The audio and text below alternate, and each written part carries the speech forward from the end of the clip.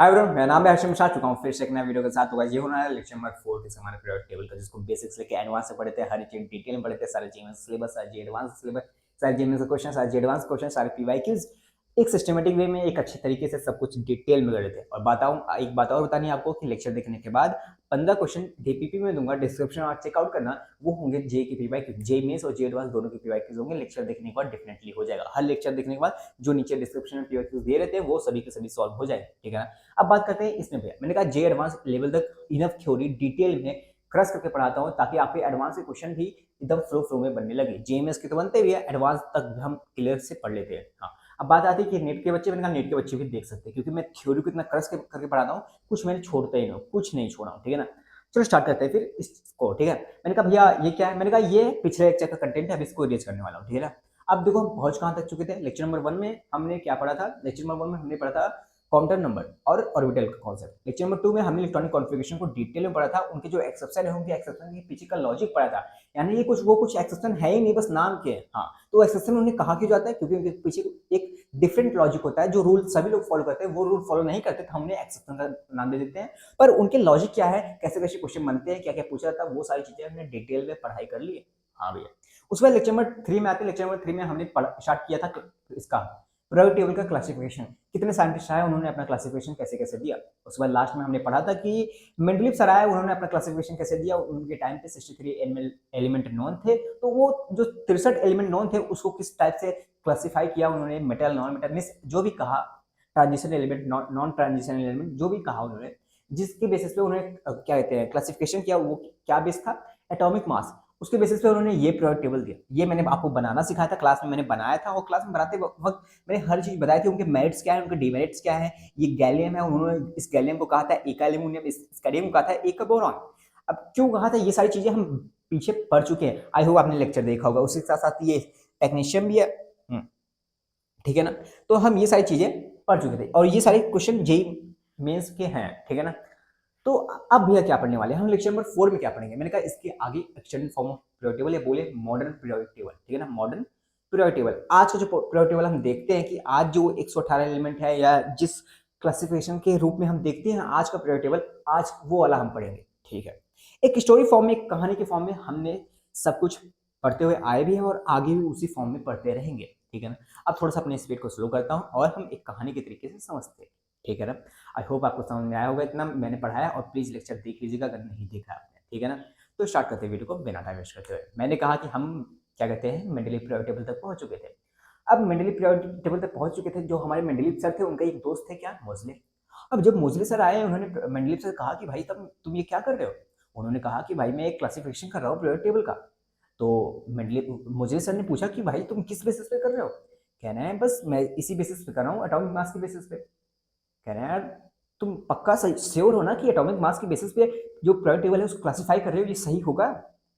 उन्होंने कहा कि हाँ यार ये तो सही होगा, क्योंकि सभी तो मीन्स अभी तक मैंने इतना क्लासिफिकेशन किया है, और मैंने कर भी दिया है, इवन पूरा कर दिया है, और सब कुछ सही भी है। हाँ सही भी है, पर कुछ टाइम में, उनके टाइम में कुछ डिमेरिट्स थे इनके पीरियोडिक टेबल। कुछ डिमेरिट्स थे। डिमेरिट्स क्या थे? हाइड्रोजन की पोजीशन बहुत कॉन्ट्रोवर्शियल थी, वो पोजीशन पता नहीं चल पाई।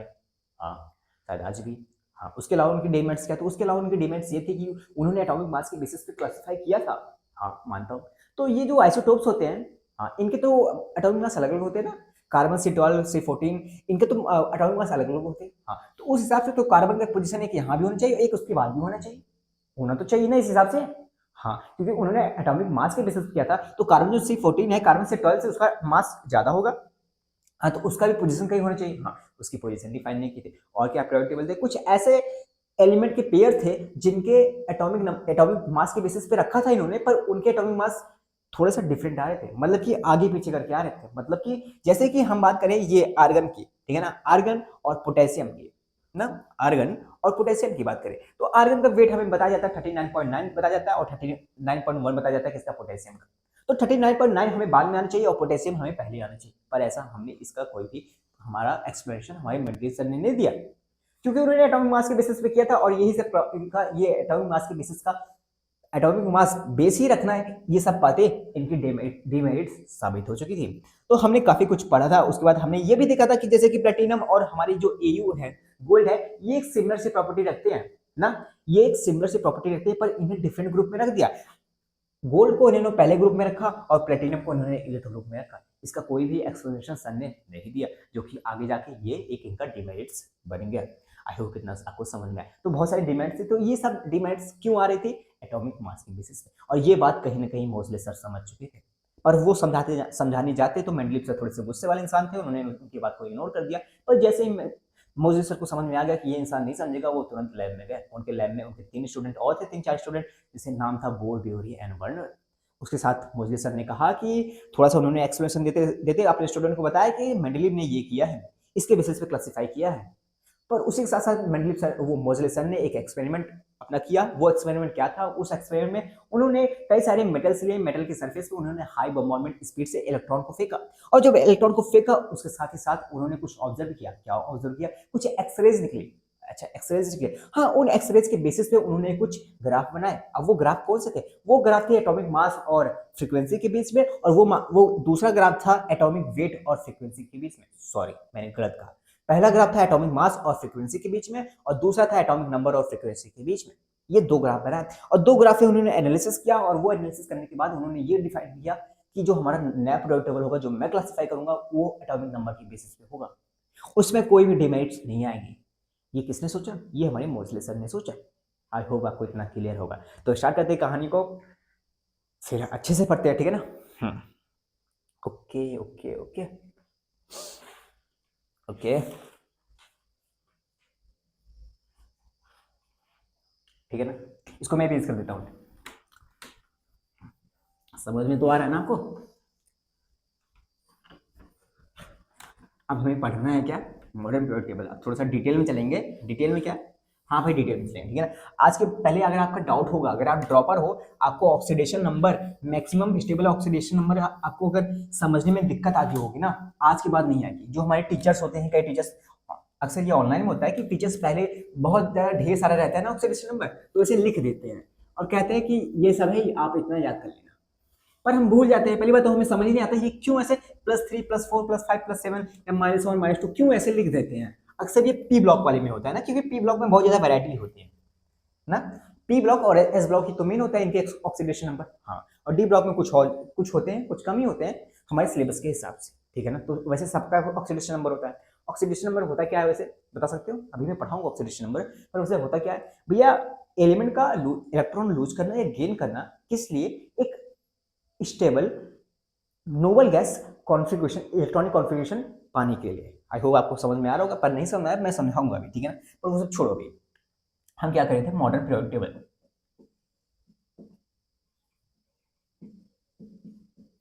ठीक है ना? Modern periodic table. अब इसमें क्या हुआ? हमारे जो मोसले सर थे, उन्होंने एक्सपेरिमेंट निकाला। हाँ, उन्होंने एक्सपेरिमेंट किया, डिड एन एक्सपेरिमेंट। उस एक्सपेरिमेंट क्या किया उन्होंने? हाई स्पीड से इलेक्ट्रॉन को बम्बार्डमेंट किया।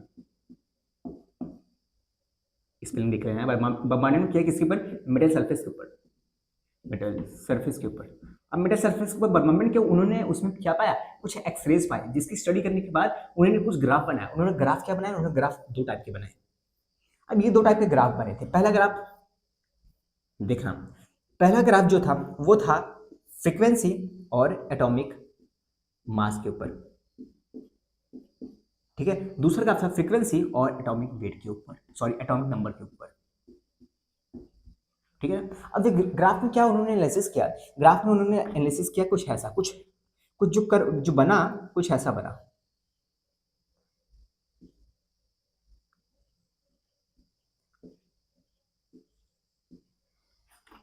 दूसरा ग्राफ ये था, मैं समझा रहा हूं, प्लीज थोड़ा सा रुक जाओ। जब वो फ्रीक्वेंसी और एटॉमिक मास को जब वो प्लॉट कर रहे थे, हाँ, तो उसमें जब कई सारे एलिमेंट उठाए उन्होंने, जो ही था एक्सेस, इन्होंने स्टडी किया, तो कुछ प्रॉपर्टी आधी तेढ़ी आ रही थी, ठीक है ना? कुछ एलिमेंट की प्रॉपर्टी यहाँ शो कर रहे थे फ्रीक्वेंसी, कुछ यहाँ, फिर यहाँ, कुछ अलग तरीके से आ रही थी। जब उन्होंने एटॉमिक नंबर किया, तो एक जो भी प्रॉपर्टीज उन्हें दिख रही थी, जो भी समझ में आ रही थी, उन्होंने देखा ये एक लाइन में आ रही है, एक सीधा आ रही है, एक सीधी एक लाइन में आ रही है।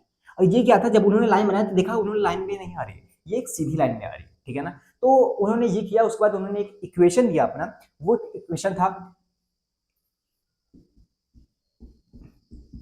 ये ये उन्होंने क्वेश्चन दिया, जो ये क्या है, फ्रीक्वेंसी है, under root frequency equal to A into Z minus P था। यहाँ पे ए बी क्या है, कांस्टेंट है। यहाँ पे ज्यादा कोई एक्सप्लेनेशन नहीं है, ज्यादा कुछ समझना नहीं है, बस ये इक्वेशन समझ लेना। भैया इस इक्वेशन का कोई मैथमेटिकल क्वेश्चन बनते हैं? नहीं, मैथमेटिकल क्वेश्चन नहीं बनते। क्वेश्चन क्या बनते हैं वो मैं बता दे रहा हूँ, ये समझ में? हाँ, तो यहाँ से एक चीज एनालिसिस होता है, जो हमारा फ्रीक्वेंसी है, अंडर रूट फ्रीक्वेंसी, वो डायरेक्टली प्रोपोर्शनल है जेड के।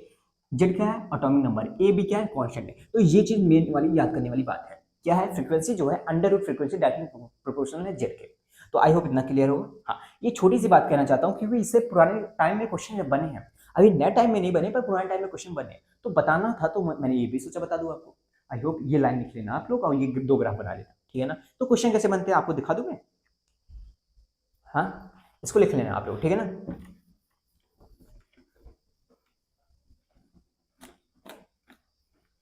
क्वेश्चन कैसे बनते हैं इस ग्राफ से, बने भी हैं, आप पुराने पीवाईक्यूज देख लेना।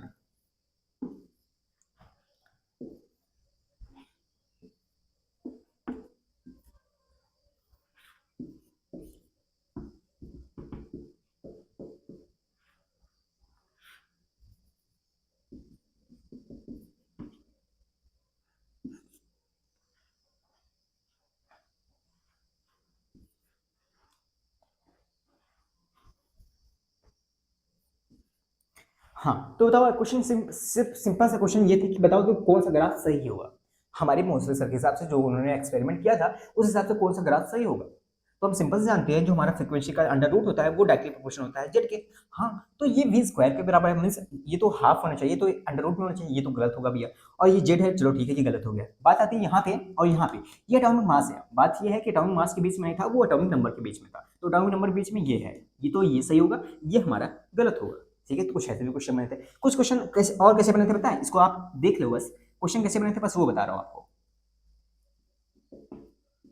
ठीक है ना? कुछ क्वेश्चन ऐसे बने थे कि आपको इतना दे दिया गया था, हाँ, एक ग्राफ दे दिया गया था। ये कर देता हूँ, दूसरा क्वेश्चन लिख देता हूँ, ये पहला क्वेश्चन डाल लेना। दूसरा क्वेश्चन ये था, एक क्वेश्चन और बना था, एक टाइप का क्वेश्चन बना था, यहाँ पे जेड दिया था, वहां पे यहाँ फ्रीक्वेंसी और पावर एन दिया था, और ऐसे ग्राफ बनाया था। बोला था find the value of N, find the value of N. Simple simple सी बात है, वो सारी चीज मैं बता दे रहा हूँ, कुछ बड़ी बात नहीं है भाई। आराम से जितना आसानी से कम टाइम में बातें समझ लोगे ना, बस वही बड़ी बात है। यहाँ पे क्या है, एन की वैल्यू फाइंड करने को बोला था उन्होंने, तो एन की वैल्यू क्या होगी हमें पता है भैया, कि जो फ्रीक्वेंसी का अंडर रूट होता है वो डायरेक्टली प्रोपोर्शनल होता है किसके, जेड के। हाँ, फ्रीक्वेंसी का जो अंडर रूट होता है वो डायरेक्टली प्रोपोर्शनल होता है किसके, जेड के। तो यहाँ जो जेड है, ये फ्रीक्वेंसी है, ये क्या है, अंडर रूट है, मतलब कि ये हाफ है, तो यहाँ एन की वैल्यू क्या होगी, हाफ होगी भैया। बस आंसर खत्म, बस इतना था। और भी जो मैंने बताया ना कि कौन सा सही वाला ग्राफ है, ऐसे 3-4 क्वेश्चन बन चुके हैं। और ये दूसरे टाइप का क्वेश्चन, वो पहले टाइप का क्वेश्चन 3-4 क्वेश्चन बन चुके हैं, और ये दूसरे टाइप का क्वेश्चन 2-3 बार ये बन चुके हैं। आई होप क्लियर होगा, बस ठीक है ना? हाँ, बस इतना बस लिख लेना, आपको बड़ी से नोट्स बनाने की जरूरत नहीं है, मैं जितना लिखवा रहा हूँ उतना इनफ है, ठीक है ना? हाँ, तो यही मॉडर्न पीरियोडिक टेबल, या बोले extended form of periodic table, ठीक है ना? Extended form of periodic table. इनकी बात को इनके स्टूडेंट ने थोड़ा सा समझा। इनकी बात ये थी कि हम एटॉमिक नंबर की बेसिस पे बनाएंगे, ठीक है? एटॉमिक नंबर की बेसिस पे हम बनाएंगे, ठीक है ना? अब बात करते हैं extended form of periodic table, यानी कि आज का मॉडर्न पीरियोडिक टेबल क्या है, क्यों, किसके बेसिस पे बना हुआ है, ठीक है ना? इसकी बेसिस पे बात करते हैं। आज का जो पीरियोडिक टेबल है वो बना किसके बेसिस पे है, एटॉमिक नंबर की बेसिस पे। एटॉमिक नंबर की बेसिस पे बना, ये साथ साथ में इलेक्ट्रॉनिक कॉन्फ़िगरेशन की बेसिस पे बना हुआ है, ठीक है ना? इसके केमिकल प्रॉपर्टीज, इसकी फिजिकल प्रॉपर्टीज किससे पीरियोडिक फंक्शन है, एटॉमिक नंबर के। their physical properties and chemical properties are the periodic function of their atomic number। इसके साथ ही साथ इलेक्ट्रॉनिक कॉन्फ़िगरेशन के बेस पे ही ये जो पीरियोडिक टेबल है इसका क्लासिफिकेशन हुआ था। तो अगर आपसे कोई पूछे कि इस पीरियोडिक टेबल का क्लासिफिकेशन किसके बेसिस पे हुआ था, एटॉमिक नंबर और इलेक्ट्रॉनिक कॉन्फ़िगरेशन। आई थिंक आप ये मिस कर देते हो इलेक्ट्रॉनिक कॉन्फ़िगरेशन। अगर आप क्वेश्चन में कुछ आया, 3-4 क्वेश्चन मल्टीपल चॉइस में आए, या तो स्टेटमेंट वाइज क्वेश्चन भी आ सके, अगर आ जाए और आपसे पूछे किसके बेसिस पे हमारा मॉडर्न पीरियोडिक टेबल था, तो एक होगा एटॉमिक नंबर के बेसिस पे, एक होगा atomic number plus electronic configuration के बेसिस पे। तो एग्जैक्ट एकदम से सही ये वाला होगा, atomic number plus electronic configuration के बेसिस पे। बात आती है इलेक्ट्रॉनिक कॉन्फ़िगरेशन है क्या। मैंने कहा इलेक्ट्रॉनिक कॉन्फ़िगरेशन से ही या बोले एटॉमिक नंबर से हमारा इलेक्ट्रॉनिक कॉन्फ़िगरेशन आता है, और इलेक्ट्रॉनिक कॉन्फ़िगरेशन से ही हमारे फिजिकल और केमिकल प्रॉपर्टीज डिफाइन होते हैं। मानो या मत मानो, अभी मैं प्रूफ भी कर दूंगा, और मेरा लेक्चर नंबर 2 देखोगे तो आपको प्रूफ हो जाएगा। आप समझदार हो, आप समझ गए होगे कि जो हमारा इलेक्ट्रॉनिक कॉन्फ़िगरेशन होता है यही हमारा डिफाइन करता है एक एलिमेंट की प्रॉपर्टी। कौन सी प्रॉपर्टी? फिजिकल प्रॉपर्टी या केमिकल प्रॉपर्टी। आई होप आपको इतना क्लियर हुआ। तो हमारा ये किसके बेसिस पे था? एटॉमिक नंबर और इलेक्ट्रॉनिक कॉन्फ़िगरेशन के बेसिस पे। मैंने कहा कि इसमें 7 पीरियड है, ठीक है ना, 7 पीरियड होते हैं। ऐसे ऐसे करके 7 पीरियड होते हैं। हाँ भैया, ऐसे ऐसे करके 7 पीरियड होते हैं। 1 2 3 4 5 6 7। अब आपसे पूछूं, अगर आपको रीजन दूं कि 7 पीरियड क्यों होते हैं, ठीक है ना, अगर आपसे पूछूं तो आप क्या कहोगे? इसलिए भैया 7 पीरियड होते हैं क्योंकि जो नंबर ऑफ द सेल होते हैं वैसे इंक्रीज होते जाते हैं। मतलब कि पहले पीरियड में 1 सेल होता है, दूसरे पीरियड में 2 सेल होते हैं, तीसरे पीरियड में 3 सेल होते हैं, चौथे पीरियड में 4 सेल होते हैं, पांचवें पीरियड में 5 सेल होते हैं, छठे पीरियड में 6, सातवें में 7 सेल। भैया 7 सेल ओवरऑल हमारे जो जितने भी एलिमेंट है उनका इलेक्ट्रॉनिक कॉन्फ़िगरेशन करते हैं, तो मैक्सिमम वो जो ऑक्यूपाई करते हैं वो 7 सेल ऑक्यूपाई करते हैं। क्या भैया, क्या कहना चाहते हो? मतलब भैया हमारा जो मान लो ये रेडियस है किसी एलिमेंट का, अगर बात करें पहला सेल, दूसरा सेल, तीसरा सेल, चौथा सेल, पांचवा सेल, छठवां सेल, ऐसे करके ये हमारा 7वां सेल। मतलब भैया ये 7 सेल ये ऑक्यूपाई होते हैं, इसलिए हमारे 7 पीरियड है। मैंने कहा एग्जैक्टली, आप बहुत सही कह रहे हो। हमारे 7 पीरियड किस वजह से होते हैं? क्योंकि 7 सेल हमारे वो होते हैं। आई होप इतना क्लियर होगा। अब भैया 7 सेल होते हैं, मतलब कि पहले में सिर्फ पहला सेल होता है। हाँ भैया, पहले में पहला सेल होता है। यानी कि अगर हाइड्रोजन बात करें तो कौन सा सेल होता है भैया?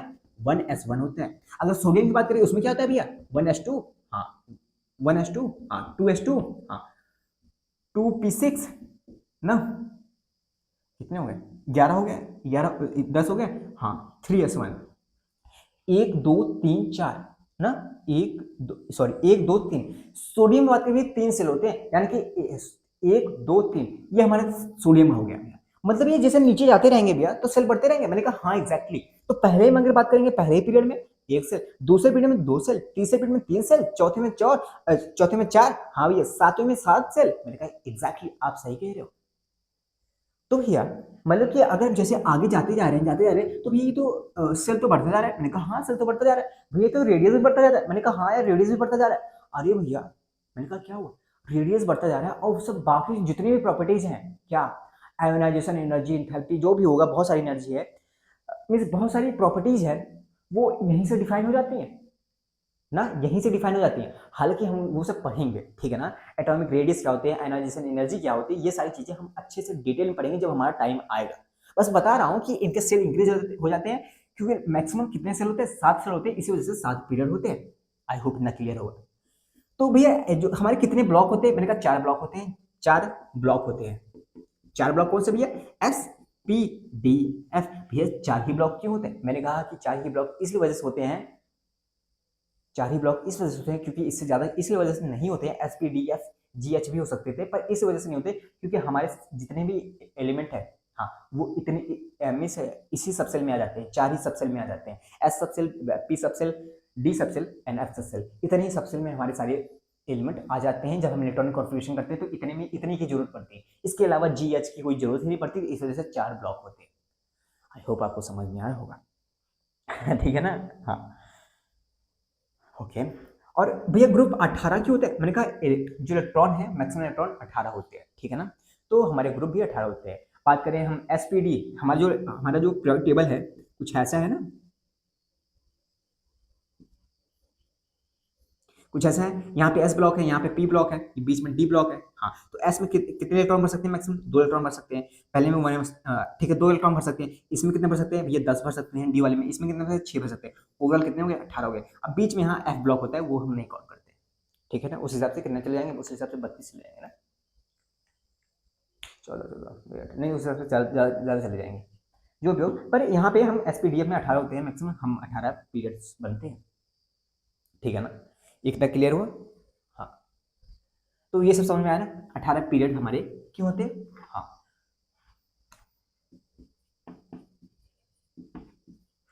ये भी समझ में आते हैं। हाँ मैंने कहा बस इतनी सारी बातें थी, ये सब लिख लेना। इसके बेसिस पे होता है कि 7 पीरियड होते हैं, 4 ब्लॉक एसपीडीएफ होते हैं, 18 पीरियड्स होते हैं। अब हम इन सब में अंदर चलेंगे, डीप डाइव करेंगे हम, एक सिंगल सिंगल ब्लॉक करके S block, P block, D block, F block, हम डिटेल में हर एक ब्लॉक को पढ़ेंगे, ठीक है ना। हर एक ब्लॉक को डिटेल में पढ़ेंगे जितना भी हमें पढ़ना है। बाकी सारी चीजें जो कि प्रॉपर्टीज बेसिस है वो हम आगे पढ़ेंगे, ओके ना।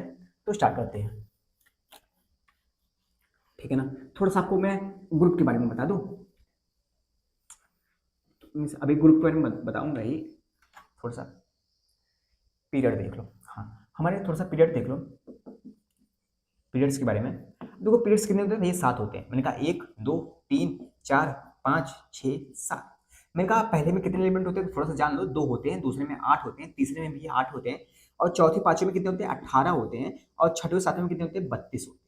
मीन्स 32 होते हैं, 18 होते हैं। चौथे में कितने? 18, पांचवें में कितने? 18, छठे सातवें में 32 होते हैं, ऐसे करके। ठीक ना। इसमें भी कितने होते हैं? ऐसे करके आप लिख लो, इसमें 8 होते हैं। ओके ना। हाँ, तो इसको क्या कहते हैं? इसे कहते हैं शॉर्टेस्ट पीरियड। शॉर्टेस्ट पीरियड नाम कहा जाता है, शॉर्टेस्ट पीरियड। इन दोनों तीसरे और दूसरे और तीसरे को कहा जाता है शॉर्ट पीरियड।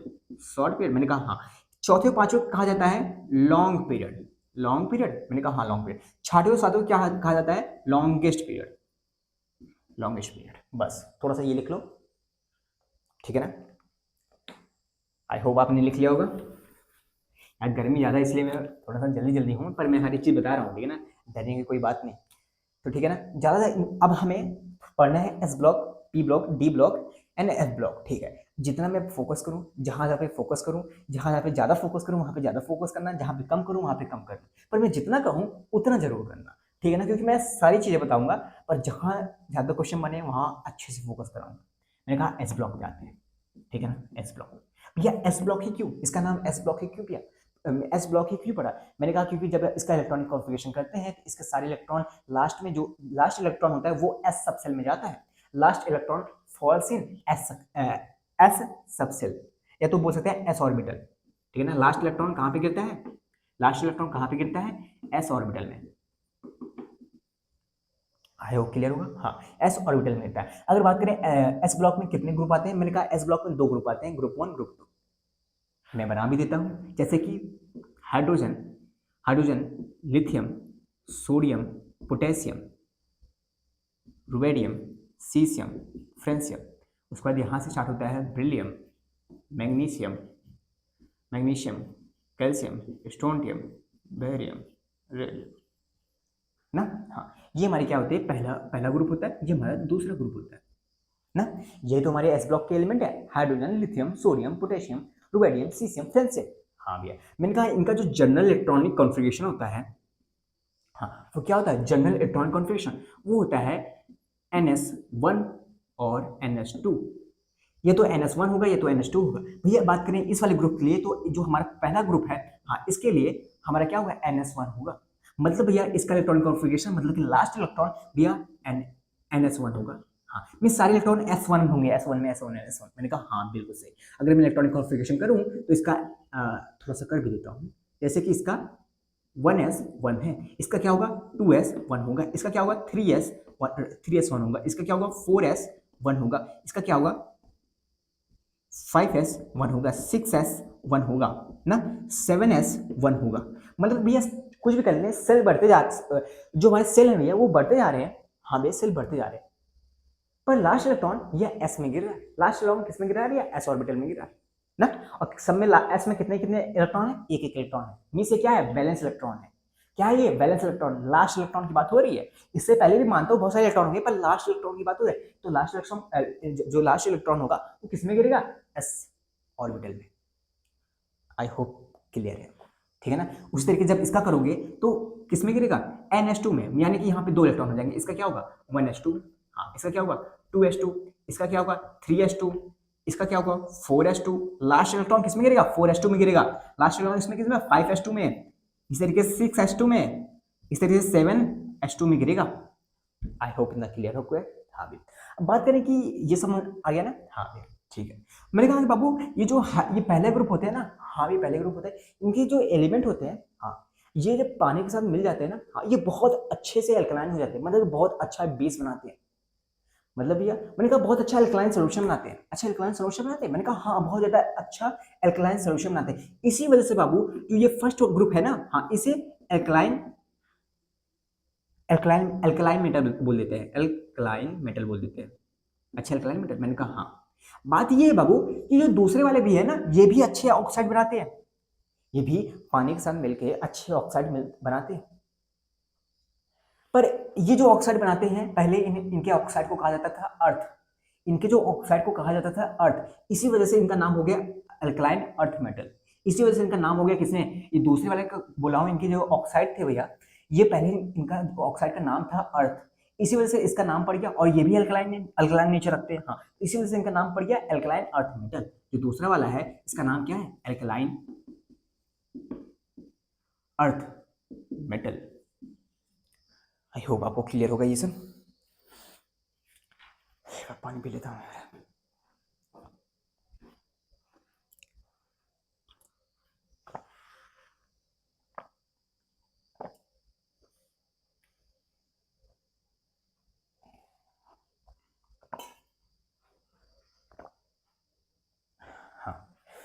बात यह आती है कि देखो ऑक्सीडेशन नंबर अगर मैं लिखवाना चाहूँ तो लिखवा सकता हूँ most stable oxidation number of S group is +1 and +2। पता नहीं आपको समझ में आ रहा है +1 +2 क्यों आया, पता नहीं आ रहा है या नहीं आ रहा है, मुझे नहीं पता, पर मैं समझाऊंगा जरूर कि +1 क्यों आता है, +2 क्यों आता है। तो इसी वजह से मैं पूरा ऑक्सीडेशन नंबर है काफ़ी डिटेल में पढ़ाऊंगा अभी ये सब पढ़ाने के बाद, ठीक है ना। मैं एस ब्लॉक और पी ब्लॉक पढ़ा दूँ आपको, उसके बाद ऑक्सीडेशन नंबर पढ़ते हैं एस ब्लॉक और पी ब्लॉक का, ये काफ़ी डिटेल में पढ़ेंगे, काफ़ी लॉजिकल पढ़ेंगे, ठीक है। वही पढ़ने में ज़्यादा मजा आएगा आज के लेक्चर में, ठीक है ना। बाकी सब ये इन्फॉर्मेशन बेस है, पर कोशिश कर रहा हूँ सब कुछ अच्छे से बता दूँ, ठीक है ना। तो मैंने कहा इतना पढ़ लिए, हाँ। तो अब मैं कुछ इन्फॉर्मेशन बेस्ड क्वेश्चन है, मैं उनको इन्फॉर्मेशन बेस्ड क्वेश्चन है, मैं उनको लिख देता हूँ, ठीक है ना, लिख देता हूँ, आप डायरेक्टली इससे कॉपी कर लो। आप कॉपी करने के बाद उन्हें थोड़ा सा पढ़ लेना, ठीक है, लॉजिक के साथ 2-3 बार रीडिंग लगा दो, वो हो जाएंगे, तैयार हो जाएंगे। तो टाइम ना वेस्ट हो, इसी वजह से मैं वीडियो को पॉज करता हूँ और मैं लिख देता हूँ, और आराम से आप उसे लिख लेना पॉज करके वीडियो को, ओके ना, ठीक है ना। आई होप क्लियर होगा। प्लीज सॉरी यार, पीपीटी होता आराम से हो जाता, पर ये व्हाइट बोर्ड। हाँ भाई, तो सुनना जरा, मैंने कहा ये हमारे क्या हो गए, एस ब्लॉक हो गए, ठीक है ना। हाँ, तो एस ब्लॉक में अभी सिंपल सी इन्फॉर्मेशन, इस क्वेश्चन क्या है, ये रेडियो एक्टिव एलिमेंट, थोड़ा सा डायरेक्टली क्वेश्चन पूछे जाते हैं डायरेक्टली, ठीक है ना। अब ये रेडियो एक्टिव एलिमेंट सबसे ज्यादा कौन से होते हैं एस ब्लॉक में भैया, वो फ्रेंसियम और रेडियम होते हैं, यानी कि फ्रेंसियम का फ्रेंसियम यहाँ है, रेडियम यहाँ है, ठीक है। गैसेस, मैंने कहा गैसेस में सिर्फ एक आता है, हाइड्रोजन आता है। अब बात आती है रेडियो एक्टिव एलिमेंट क्यों आते हैं, मैंने कहा बात ये है ना, बहुत ज्यादा सेल हो जाते हैं, हाँ, सेल बहुत ज्यादा हो जाते हैं, इनके अंदर मिस इलेक्ट्रॉन बहुत ज्यादा हो जाते हैं, जब यहाँ पे जाओगे ना इनका एटॉमिक नंबर बहुत ज्यादा होगा, हाँ, एटॉमिक नंबर बहुत ज्यादा होने की वजह से इनका प्रोटॉन बहुत ज्यादा हो जाता है, तो प्रोटॉन और न्यूक्लियस के बीच में जो स्टेबिलिटी हो जाती है वो खो जाती है, स्टेबिलिटी बहुत खो जाती है। वो स्टेबिलिटी पाने के लिए क्या कहते हैं, ये टूटने शुरू कर देते हैं ना, हाँ, ये बहुत ज्यादा रेडियो एक्टिव हो जाते हैं, मतलब कि ये खुद को स्टेबिलिटी पाने के लिए बहुत ज्यादा एक्टिवली पार्टिसिपेट करते हैं रिएक्शन में, हाँ, इसी वजह से इनको रेडियो एक्टिव कहा जाता है। तो वो कौन से होते हैं, मैंने कहा जो कि हायर एटॉमिक नंबर वाले होते हैं ना, हाँ, मैक्सिमम वही होते हैं, जैसे कि हमारा फ्रेंसियम हो गया, जैसे कि हमारा ये फ्रेंसियम हो गया और ये हमारा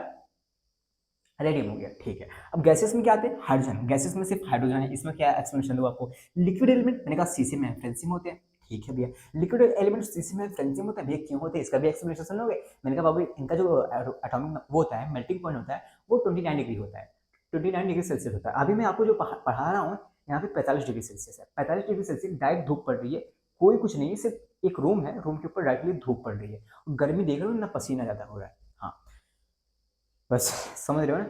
तो ये 45 डिग्री में हुआ और ये 29 डिग्री इसका मेल्टिंग पॉइंट है, तो बताओ ये क्या कहते हैं, ये लिक्विड एलिमेंट नहीं होगा तो क्या होगा, तो इसका एक्सप्लेनेशन समझना है। हाँ, नोटोरियस एलिमेंट, मैंने कहा नोटोरियस एलिमेंट में मतलब कि ऐसे एलिमेंट जो कि बहुत सारे नेचर शो करते हैं, ठीक है, बहुत वैरायटी ऑफ नेचर शो करते हैं, वो हो गया नोटोरियस एलिमेंट, जो कि हाइड्रोजन हो गया।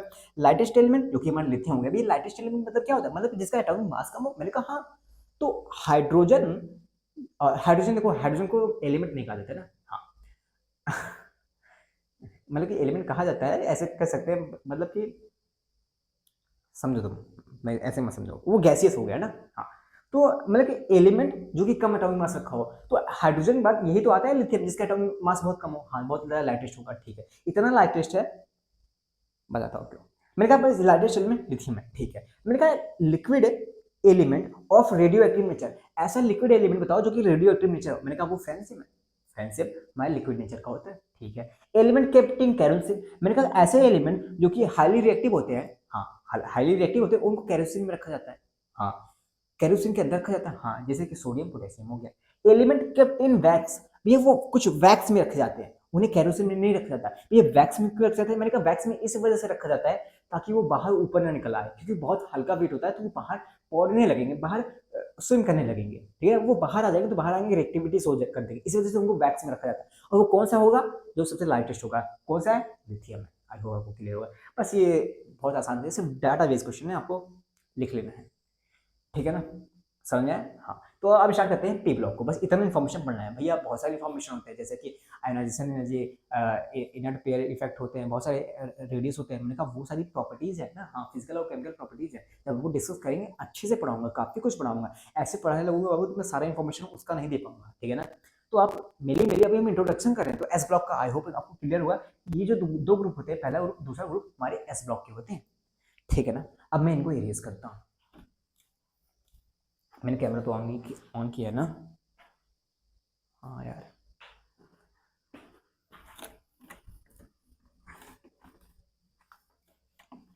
अब पी ब्लॉक की बात करते हैं भैया। पी ब्लॉक, मैंने कहा हाँ पी ब्लॉक, एस ब्लॉक के बाद पी ब्लॉक में आ जाओ डायरेक्टली। भैया डी ब्लॉक जो बीच में आता है, मैंने कहा जो बीच में आता है उसके बाद, वो तो बाद में आएगा ना। हाँ, एस ब्लॉक और जो पी ब्लॉक यहाँ पे आता है ना, हम उसकी बात करेंगे, क्योंकि इसके बाद डायरेक्टली वो आता है। हम यहाँ से बात करेंगे third group, fourth group, fifth group, six group, seventh और एथ ग्रुप, ठीक है ना। ये जो बीच में आते हैं ये डी ब्लॉक इनके बाद आते हैं, इनके बाद आता है। बस प्रॉपर्टीज वैसी हैं, इनको बीच में रखा गया है, ठीक है ना। हाँ, पी ब्लॉक, ठीक है भैया, पी ब्लॉक। मैंने कहा पी ब्लॉक। अब देखो, अभी तक क्या करा था, पहले ग्रुप का, हाँ, यहाँ पे पी ब्लॉक में कितने ग्रुप होंगे भैया, 6 से लेके भैया 3 से लेके 8 तक होंगे। हाँ, यानी कि कितने ग्रुप होंगे, group 3, group 4, group 5, group 6, group 7, group 8, ये 6 ग्रुप होंगे यहाँ पे। हाँ, और कितने ग्रुप वहां पे थे, ये 2 ग्रुप वहां पे थे एस ब्लॉक में। हाँ, तो एस ब्लॉक में जब 2 ग्रुप थे, उनका इलेक्ट्रॉनिक कॉन्फ़िगरेशन बाबू क्या था भैया, उनका इलेक्ट्रॉनिक कॉन्फ़िगरेशन पहले ग्रुप का NS1 था और दूसरे का भैया NH2 था। हाँ, तो तीसरा ग्रुप यहाँ से स्टार्ट होता है ना। हाँ भैया, तो तीसरे ग्रुप का जो होगा, हाँ, वो क्या होगा भैया, भैया NH2 तो भर चुका है, हाँ NH2, अब आएगा क्या, MP आएगा भैया। मैंने कहा हाँ MP आएगा भैया, पर P में कितने इलेक्ट्रॉन होते हैं भैया, P में तो 6 इलेक्ट्रॉन होते हैं। हाँ, तो पहले ग्रुप का 1 इलेक्ट्रॉन, दूसरे ग्रुप का P में 2 इलेक्ट्रॉन, तीसरे ग्रुप में 3 इलेक्ट्रॉन, ऐसे 6 ग्रुप में, छठवें ग्रुप में, हाँ, 6 इलेक्ट्रॉन। तो मतलब कि NP126 होता है।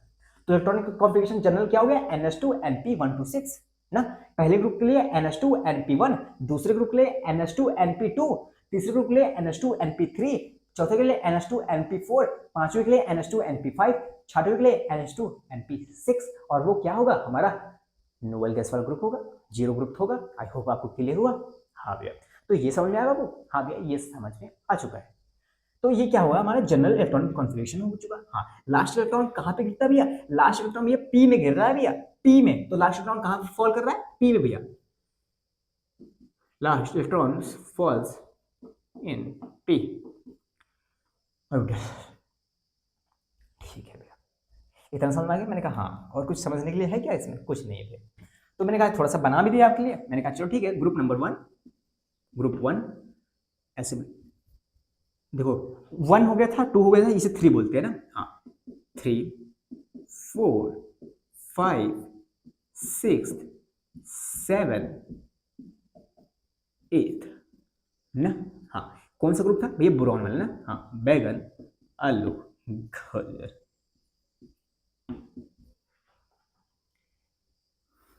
बोरॉन, कार्बन,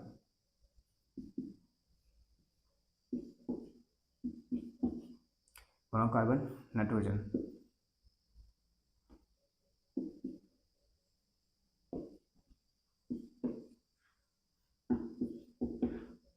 इसका boron, carbon, nitrogen, oxygen, phosphorus, sulphur, selenium, tellurium, polonium. Oxygen पर क्या होता है, hydrogen, hydrogen, okay, fluorine, chlorine, bromine, iodine, और फ्लोरीन, क्लोरीन, ब्रोमीन, आयोडीन और एटी। और इसमें क्या जाता है, इसमें स्टार्ट कहाँ से होता है, इसमें स्टार्ट होता है 6, 7, 8। स्टार्ट कहाँ से होता है, स्टार्ट होता है कहाँ से, हीलियम से, helium, neon, argon, krypton, xenon, तो ये हमारे क्या हो गया, ये हमारा क्या हो गया, पी ब्लॉक हो गया, ठीक है ना। ऐसे याद कर, तो मैं ऐसे ग्रुप वाइज याद कर लोगे तो अच्छा होगा भैया। बहुत सारे ट्रिक होते हैं, ट्रिक बहुत फेमस फेमस हैं, जैसे कि बैगन आलू गाजर इन थैला, बैगन आलू गाजर इन थैला, कहे शिव जी सुने पार्वती, कहे शिव जी सुने पार्वती, मुझे थोड़ा सा वियर्ड सा लगता है ये ट्रिक, पर ठीक है यार, अब क्या ही कर सकते हैं, ये आसान आसान ट्रिक है, बहुत फेमस है, तो मैं ज़्यादा दिमाग नहीं लगा रहा हूँ। ये नहीं कहना कि किसी को कॉपी कर लिया वो कॉपी कर लिया, किसी का ट्रिक कॉपी कर लिया, ऐसा कुछ नहीं है। जो आसान है देख लो, मैं पूरी दुनिया जानती, हम भी जानते हैं, आप भी जान लो। ठीक है, हमें पढ़ना है, हमें ये नहीं देखना कि किसका ट्रिक है किसका नहीं। मैंने भी किसी का देखा ही हुआ है यार ऑनलाइन में, वही का बता रहा हूँ, क्योंकि मैंने भी कहीं से पढ़ा हुआ है, वही बता रहा हूँ आपको। ठीक है, ज़्यादा मैं इन सब ट्रिक के पीछे नहीं लग रहा हूँ। तो ये क्या हो गया, boron carbon gallium indium thallium, बैगन आलू गाजर इन थैला, carbon silicon germanium tin PV, कहे शिव जी सुने पार्वती, लिख लो, कहे शिव जी सुने पार्वती। नाना पाटेकर ऐश्वर्या सब बीमार नाना पाटेकर ऐश्वर्या सब बीमार। मैं सबका रिस्पेक्ट है, पर जो भी है ऐसा ट्रिक है, आसान है यार इसका मुझे नहीं सुना, इसका मैं भूल गया हूँ। ठीक है ना, इसका मुझे याद था, मैंने ऐसे लिख दिया। क्लोरीन क्लोरीन ब्रोमीन आयोडीन, इसका भी मुझे याद था, मैंने ऐसे ध्यान नहीं दिया। इसका भी मुझे याद था, मैंने याद नहीं दिया।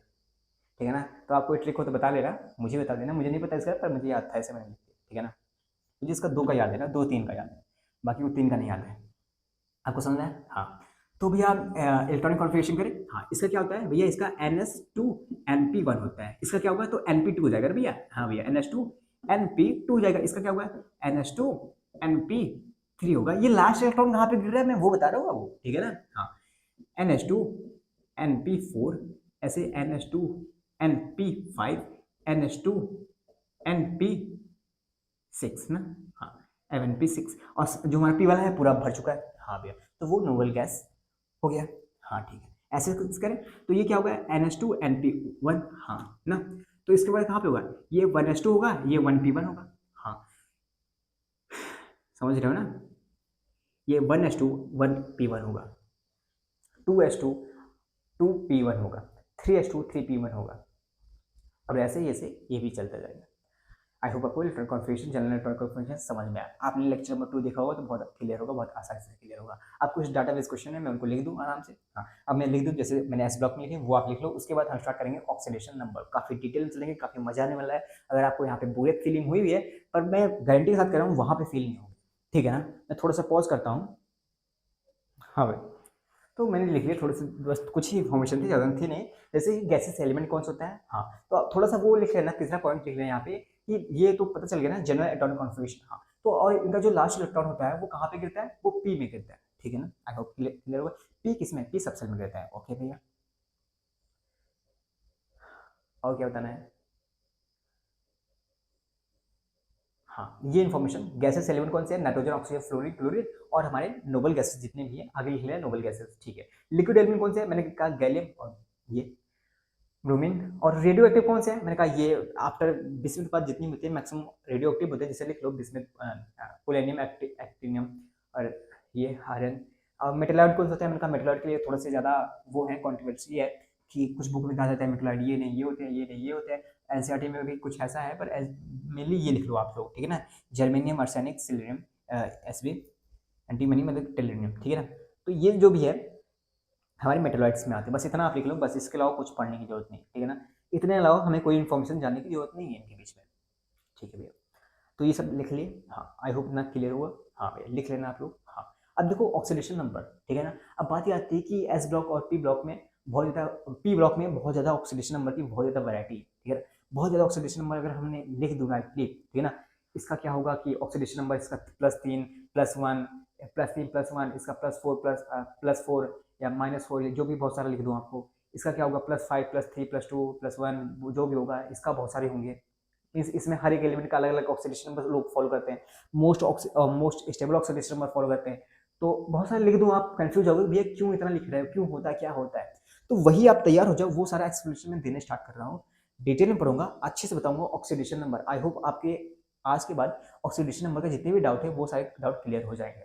तो आप इतना लिख लो, मैं रेज कर रहा हूँ, और स्टार्ट करते हैं ऑक्सीडेशन नंबर पढ़ना, किसका, एस ब्लॉक और पी ब्लॉक का। उसके बाद डायरेक्टली हम डी ब्लॉक के बारे में ऐसा इन्फॉर्मेशन गेन करेंगे, और थोड़ा सा ऑक्सीडेशन नंबर 2 3 है उसके बता दूंगा। और उसके बाद हम एफ ब्लॉक को, ज़्यादा इंपॉर्टेंट नहीं है पर हाँ फिर भी हम लिख लेंगे, कुछ इन्फॉर्मेशन है, कुछ इन्फॉर्मेशन है। ठीक है ना, तो मैं डायरेक्टली वैसे इन्फॉर्मेशन ऐसे दे दूंगा उसका भी। और ये हमारा S block, P block, D block, F block complete हो जाएगा। हमारा ये मॉडर्न पीरियोडिक टेबल के बारे में हम मैक्सिमम इन्फॉर्मेशन हम गेन कर लेंगे। प्रॉपर्टीज़ के अलावा हमें जितनी भी चीज़ें हैं वो हमें पता हो जाएगी। आई होप क्लियर हुआ। हाँ, तो सारी चीज़ें लिख लो आप लोग। ठीक है ना, हाँ, मेरेज कर रहा होगा ना वो। अच्छा चलो हेडिंग डाल लो ऑक्सीडेशन नंबर। ऑक्सीडेशन नंबर, क्या कभी आपने सोडियम को +2 देखा है? सोडियम +2, हाँ सोडियम +2 देखा है? कभी नहीं देखा है। कभी आपने पोटेशियम आपने कभी पोटेशियम +2 देखा है? हाँ कभी आपने पोटेशियम +2 देखा है बाबू? नहीं देखा होगा ना। हाँ पर मैग्नीशियम +2 देखा होगा ना आपने? हाँ भाई मैग्नीशियम +2 देखा है, पर पोटेशियम +2 नहीं देखा है। मैंने कहा काफी अच्छा।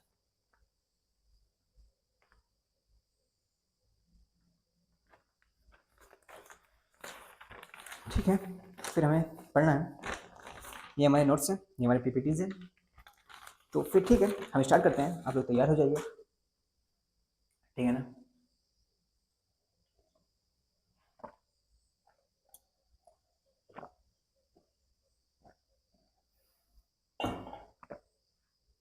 गर्मी बहुत ज़्यादा है यार। फैन है, फैन चला दूंगा ना तो आवाज़ ही नहीं जाएगी, इतनी अच्छी माइक नहीं है।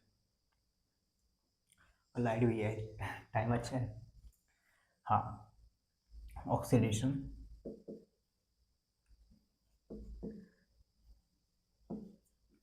Number, oxidation number S block. पहली बार तो ऑक्सीडेशन नंबर होता क्या है? मैंने कहा ऑक्सीडेशन नंबर कुछ होता नहीं है, बस ऐसा समझना कोई भी एलिमेंट हो, इलेक्ट्रॉन गेन करे लूज करे, इलेक्ट्रॉन गेन करे लूज करे बॉन्डिंग में पार्टिसिपेट करने के लिए। कोई भी एलिमेंट इलेक्ट्रॉन लूज करे गेन करे बॉन्डिंग में पार्टिसिपेट करने के लिए। अब बात आती है बॉन्डिंग में पार्टिसिपेट क्यों करेगा। बात दूसरी, उसका आंसर ये है कि वो स्टेबिलिटी गेन करना चाहता है। वो किस टाइप की स्टेबिलिटी गेन करना चाहता है? वो स्टेबल इलेक्ट्रॉनिक कॉन्फ़िगरेशन गेन करना चाहता है। वो किस टाइप का स्टेबल इलेक्ट्रॉनिक कॉन्फ़िगरेशन गेन करना चाहता है? वो नोबल गैस वाले इलेक्ट्रॉनिक कॉन्फ़िगरेशन गेन करना चाहता है। मतलब कि वो इतना इलेक्ट्रॉन लूज कर दे। हाँ, बात ये है कि जो इलेक्ट्रॉनिक कॉन्फ़िगरेशन है वो नंबर ऑफ इलेक्ट्रॉन पर डिपेंड करती है। हाँ भैया, और जो प्रॉपर्टीज होती है फिजिकल केमिकल प्रॉपर्टी वो किस पे डिपेंड करती है? इलेक्ट्रॉनिक कॉन्फ़िगरेशन पे। हाँ भैया, तो अगर नंबर ऑफ इलेक्ट्रॉन अगर कम कर देंगे या ज्यादा कर देंगी, हाँ ले लेंगे या तो लूज कर देंगी या तो गेन कर लेंगी, हाँ उससे क्या होगा? एंटी इलेक्ट्रॉन के नंबर बढ़ेंगे घटेंगे। ठीक है, तो उससे क्या होगा? ये अगर मान लो मतलब कि अगर बढ़ाएंगे घटाएंगे तो जो बढ़ाने से या घटाने से, हाँ जो भी एलिमेंट होते हैं इलेक्ट्रॉनिक कॉन्फ़िगरेशन अपना नियरेस्ट, हाँ आसपास जो नोबल गैसेस है उनके बराबर कर लेते हैं और अपने आप को स्टेबल बना लेते हैं। तो जितना मींस स्टेबल बनाने के अंदर जितना इलेक्ट्रॉन लूज करती है गेन करती हैं, तो वही उनका क्या होता है? ऑक्सीडेशन नंबर कहलाता है। सिंपल सी बात, इलेक्ट्रॉन एलिमेंट इलेक्ट्रॉन लूज करती है गेन करती है ताकि वो नोबल गैसेस की इलेक्ट्रॉनिक कॉन्फ़िगरेशन पा सके। हाँ, तो जितने इलेक्ट्रॉन लूज करेंगे जितने इलेक्ट्रॉन गेन करेंगे वही हमारा क्या होगा? ऑक्सीडेशन नंबर होगा। अब बात ये है कि अगर वो गेन कर रहे हैं तो वो हमारा माइनस में होगा, अगर लूज कर रहे हैं वो हमारा प्लस में होगा। सिंपल सी बात है, बस यही हमारे क्या है? ऑक्सीडेशन नंबर है। ठीक है, अगर इस हिसाब से देखा जाए भैया बात बहुत सीधी है। मतलब भैया जिस हिसाब से अगर आपको देखो एस ब्लॉक में कितने आते हैं? मैंने कहा 2 ब्लॉक आते हैं। हाँ भाई 2 ब्लॉक आते हैं। अगर पहले ब्लॉक की अगर कोई भी एलिमेंट उठाओ, जैसे कि मैं सोडियम उठाऊं जिसके अंदर 11 प्रोटॉन होते हैं और 11 इलेक्ट्रॉन होते हैं, अगर मैं इसका इलेक्ट्रॉनिक कॉन्फ़िगरेशन करूं तो वो क्या होगा? 1s1 होगा, हाँ 1s2 होगा, हाँ भैया 2s2 होगा, हाँ भैया 2p6 होगा, हाँ भैया 3s1 होगा, हाँ भैया। तो ये 1s2 2s2 2p6, हाँ तो मैंने कहा ये क्या है? ये तो नियॉन का इलेक्ट्रॉनिक कॉन्फ़िगरेशन है। हाँ भैया ये तो नियॉन का इलेक्ट्रॉनिक कॉन्फ़िगरेशन है। ये क्या है? 3s1 है। हाँ भैया, तो मैंने कहा ये जो 3s1 में कितने इलेक्ट्रॉन है भैया? एक इलेक्ट्रॉन है भैया। भैया एक इलेक्ट्रॉन है। बस यही बात आती है कि अगर ये सोडियम ने अगर एक इलेक्ट्रॉन लूज कर दिया ना, एक इलेक्ट्रॉन निकाल किसी को भी दे दिया, किसी एलिमेंट के साथ जोड़ के बॉन्डिंग बना ली। अब बॉन्डिंग किससे बनाएगा? जनरली आप लोग जानते हो कि क्लोरीन सोडियम क्लोराइड जानते हो। हाँ, मान लो क्लोरीन को इसने एक इलेक्ट्रॉन दे भी दिया, हाँ तो क्या हो जाएगा? तो इसका जो इलेक्ट्रॉनिक कॉन्फ़िगरेशन होगा वो नियॉन जैसा हो जाएगा। और नियॉन क्या है? एक नोबल तो गैस है। हाँ भैया, अगर इसने एक लूज कर दिया, हाँ इसने एक लूज कर दिया तो प्लस का चार्ज आ जाएगा। हाँ तो यहां से क्या बन जाएगा? सोडियम प्लस बन जाएगा। सोडियम प्लस बन जाएगा, तो इसका इलेक्ट्रॉनिक कॉन्फ़िगरेशन क्या होगा? +1 होगा। इलेक्ट्रॉनिक कॉन्फ़िगरेशन +1 होगा। तो ग्रुप वन जितने भी हैं वो सभी एक इलेक्ट्रॉन निकालने की कोशिश करते हैं, क्योंकि लास्ट इलेक्ट्रॉन उनका ये S1 में जाता है। S1 में एक इलेक्ट्रॉन होता है। हाँ, तो वो एक इलेक्ट्रॉन लूज करके वो नोबल गैस इलेक्ट्रॉनिक कॉन्फ़िगरेशन पा जाते हैं।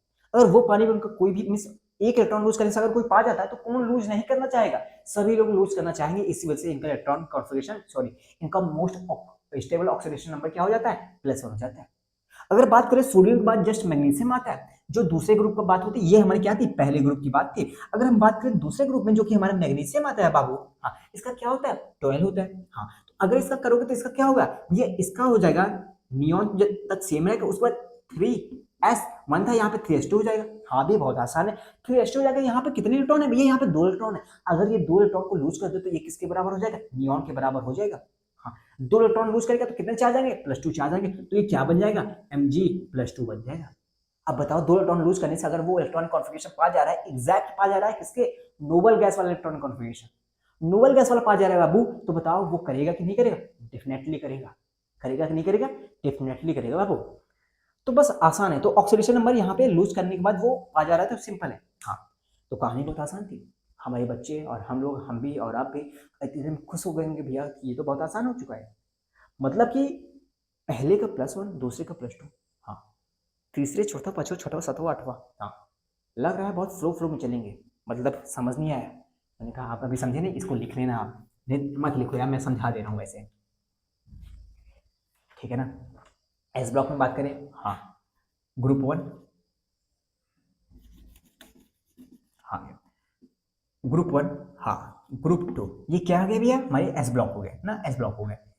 Group 3, group 4, group 5, group 6, group 7, group 8, हाँ भैया, boron family, carbon family, nitrogen family, oxygen family, halogen family और हमारा नोबल गैस फैमिली। हाँ भैया, ये सब क्या है, ये भैया ये हमारे क्या है, ये हमारा पी ब्लॉक है भैया, ये एस ब्लॉक पी ब्लॉक। हाँ भैया, इलेक्ट्रॉनिक कॉन्फ़िगरेशन जरा बताना बाबू सबका जरा, ठीक है ना। हाँ, जरा लास्ट बैलेंस सेल वाला electronic configuration, general electronic configuration बताना भैया। इसका था NS1, हाँ, NH2 भैया, हाँ, अब NH2 भर गया भैया, हाँ, NH2, हाँ, अब NP की बारी आई, NP1, हाँ, NH2, NP2, NH2, NP3, NH2, NP4, NH2, NP5, NH2, NP6 ना। हाँ, ये क्या है, जनरल इलेक्ट्रॉन कॉन्फ़िगरेशन। हाँ भाई, तो लास्ट जो वैलेंस इलेक्ट्रॉन था वो एक था, हाँ, तो +1 आया। हाँ, यहाँ पे यहाँ पे 2 था तो +2 आया ऑक्सीडेशन नंबर। हाँ, यहाँ पे क्या है, वैलेंस इलेक्ट्रॉन 2 इलेक्ट्रॉन यहाँ पे, एक यहाँ पे, हाँ, तो +3 आना चाहिए भैया। यहाँ पे क्या, +4 आना चाहिए भैया, +5 आना चाहिए भैया, +6 आने चाहिए भैया, +7 आने चाहिए भैया, +8 आने चाहिए भैया। सॉरी, यहाँ पे ये तो पूरा भर चुका है, यहाँ पे ये कोई भी इलेक्ट्रॉन लूज नहीं करना चाहेगा क्योंकि ये हमारा नोबल गैस फैमिली है, इसी वजह से इसका क्या होगा, 0 होगा। बात तो सिंपल सी है, बात तो सिंपल से चल रही थी। हाँ भैया, बात तो भैया सिंपल से चल रही थी कि 1 2 3 4 5, हम आप कुछ भी बोलो हम बता देंगे उसका इलेक्ट्रॉनिक कॉन्फ़िगरेशन क्या है। मैंने कहा बाबू ये तो इलेक्ट्रॉनिक कॉन्फ़िगरेशन होता ही है, हाँ, पर कुछ एलिमेंट होते हैं इन्हीं ग्रुप के, हाँ, इन्हीं ग्रुप के जो कुछ एलिमेंट होते हैं वो +3 फॉलो ही नहीं करते हैं। कह रहे हैं मोस्ट स्टेबल ऑक्सीडेशन नंबर की बात हो रही है, मोस्ट स्टेबल ऑक्सीडेशन नंबर की बात हो रही है। हाँ, तो हम +3 फॉलो नहीं करेंगे। कहीं कहीं पे प्लस, यहाँ पे +1 भी होता है, हाँ भैया, यहाँ पे +4 होता है, यहाँ पे +2 भी होता है, हाँ भी, यहाँ पे +5 है, यहाँ पे +3 भी होता है, +2 भी होता है।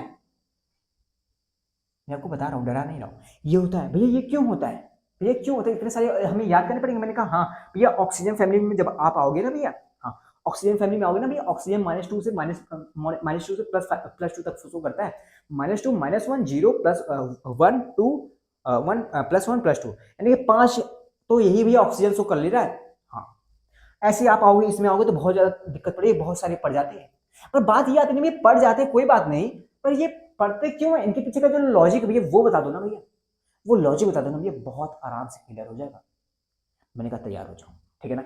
हमने यहाँ तक एक्सप्लेनेशन समझ लिया, यहाँ तक सीधी बात थी। हाँ, तो ये +3 +4 +5 +6 मैंने कहा ये होते भी हैं, हाँ ये होते हैं, पर ये जनरली सिर्फ ऊपर वाले जो एलिमेंट होते हैं ग्रुप वाले, बस उन्हीं के होते हैं और सबके नहीं होते हैं, ठीक है ना। और सब दूसरे दूसरे फॉलो करते हैं। तो यहाँ तक तो हमने कहानी पढ़ रखी है। अब हम यहाँ से स्टार्ट करते हैं ग्रुप 3 यानी कि पी ब्लॉक से स्टार्ट करते हैं। एस ब्लॉक की बात सिंपल है, तो अब यहाँ से स्टार्ट करते हैं। आप ये लिख सकते हो, आप इतना लिख लेना, ठीक है ना।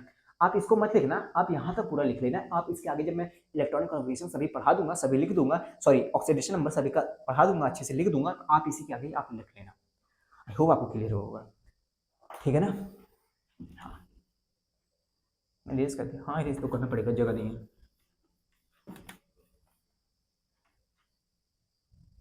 ये भी करो, तुम्हारे काम करेंगे। मैंने कहा तैयार चो। हाँ, group number 3, group number 3 boron family.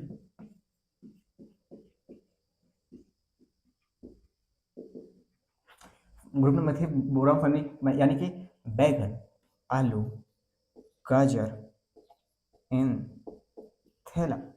1 2 3 4 5, 3 2 5 बैगन, आलू, गाजर इन थैला। मैंने कहा 5 है, 6 7 करने की कोई जरूरत नहीं, नीचे की एलिमेंट छोड़ दूंगा, बस इतना ही करना है, ठीक है ना, बस इतना ही,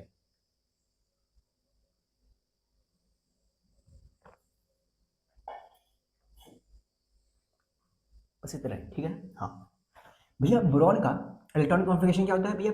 NH2 NS1। हाँ भैया, 3 होना चाहिए, +3 होना चाहिए। मैंने कहा हाँ +3 होना चाहिए भैया, +3 होना चाहिए। हाँ भैया, समझ में आया भैया, +3 होते हैं, ठीक है। मैंने कहा बाबू इसका जो इलेक्ट्रॉनिक कॉन्फ़िगरेशन था वो +3 होता है। हाँ, इसका इलेक्ट्रॉनिक कॉन्फ़िगरेशन +3 होता है, इसका इलेक्ट्रॉनिक कॉन्फ़िगरेशन +3, हाँ, +1 होता है। सुनो अभी, बस सुनते जाओ ध्यान से। इसका इलेक्ट्रॉनिक कॉन्फ़िगरेशन, हाँ, इसका इलेक्ट्रॉनिक कॉन्फ़िगरेशन,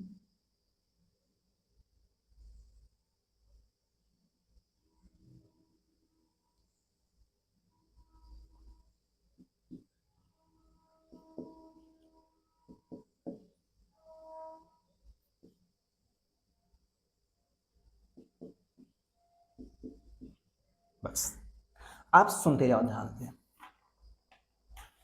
ठीक है ना। हाँ, आप सुनते जाओ ध्यान से बस।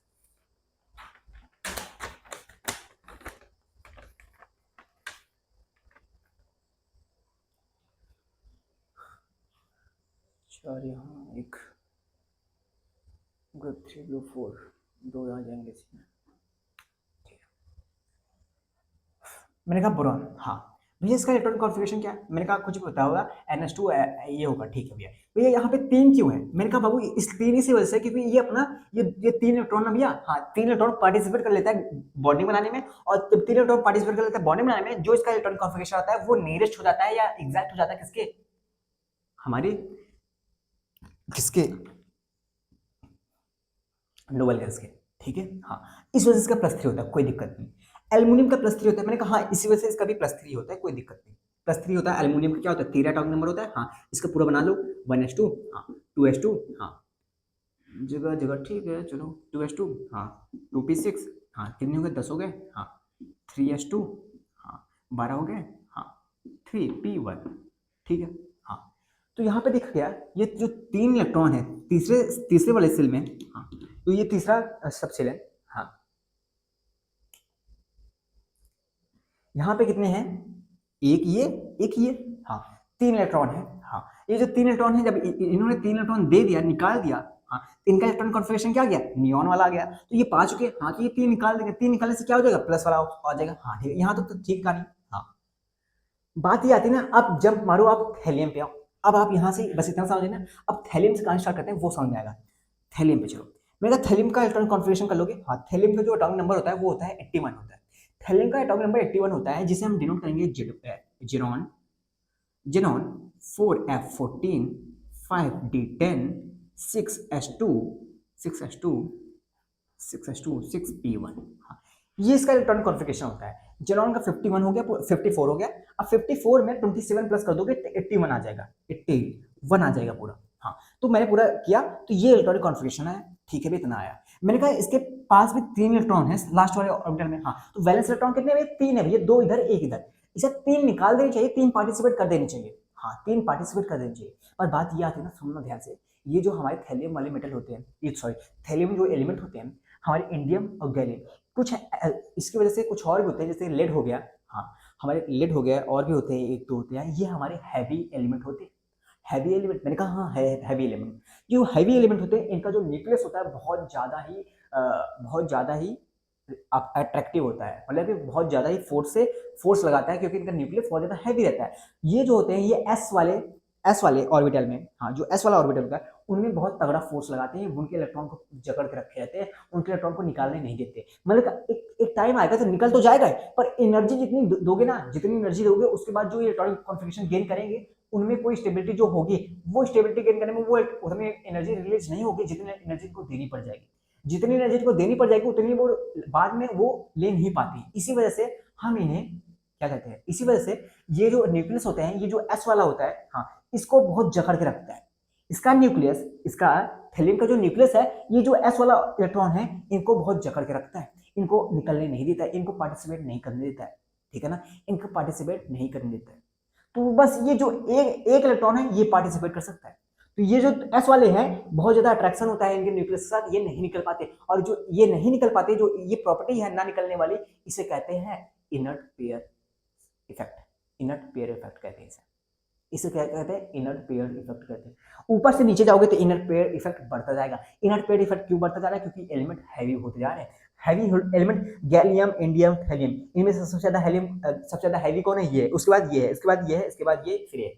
हाँ, तो जितना ज्यादा हैवी होता जा रहा है उतना ज्यादा न्यूक्लियस अट्रैक्ट, न्यूक्लियस बहुत ज्यादा पावरफुल होता जा रहा है, और वो एस ऑर्बिटल को बहुत तेजी से खींचेगा। हाँ, एस ऑर्बिटल को बहुत तेजी से खींचेगा, तो क्या करेगा, वो इनर्ट पेयर इफेक्ट लगाएगा। अब इनर्ट पेयर इफेक्ट लगाएगा तो क्या हो जाएगा, ये इलेक्ट्रॉन पार्टिसिपेट नहीं कर पाएंगे। तो पार्टिसिपेट करेगा कौन, ये करेंगे, सिर्फ एक इलेक्ट्रॉन करेगा। जब एक इलेक्ट्रॉन पार्टिसिपेट करेगा, मतलब कि एक इलेक्ट्रॉन निकलेगा। मैंने कहा हाँ, एक इलेक्ट्रॉन निकलेगा। अगर जब एक इलेक्ट्रॉन सिर्फ निकलेगा तो इलेक्ट्रॉनिक कॉन्फिगरेशन क्या हो जाएगा, +1 हो जाएगा। आई होप आपको क्लियर होगा। अगर आपसे क्वेश्चन में पूछा जाए, आपके जे में से या जे एडवांस क्वेश्चन में डायरेक्टली आ सकता है कि थैलियम का कौन सा मोस्ट स्टेबल ऑक्सीडेशन नंबर होता है, कौन सा मोस्ट स्टेबल ऑक्सीडेशन नंबर होता है, +3 होता है या +1 होता है। आप कहोगे +1 होता है। क्यों होता है, ये हैवी मेटल होता है, इनर पेयर इफेक्ट शो करता है, इसी वजह से इससे एस वाले जो एलिमेंट है ये नहीं निकल पाते, सॉरी एस वाले इलेक्ट्रॉन है वो नहीं निकल पाते, सिर्फ पी वाले निकलते हैं, इस वजह से इनका +1 आता है। आई थिंक क्लियर हुआ। हाँ, तो यहाँ पे होता है, ठीक है।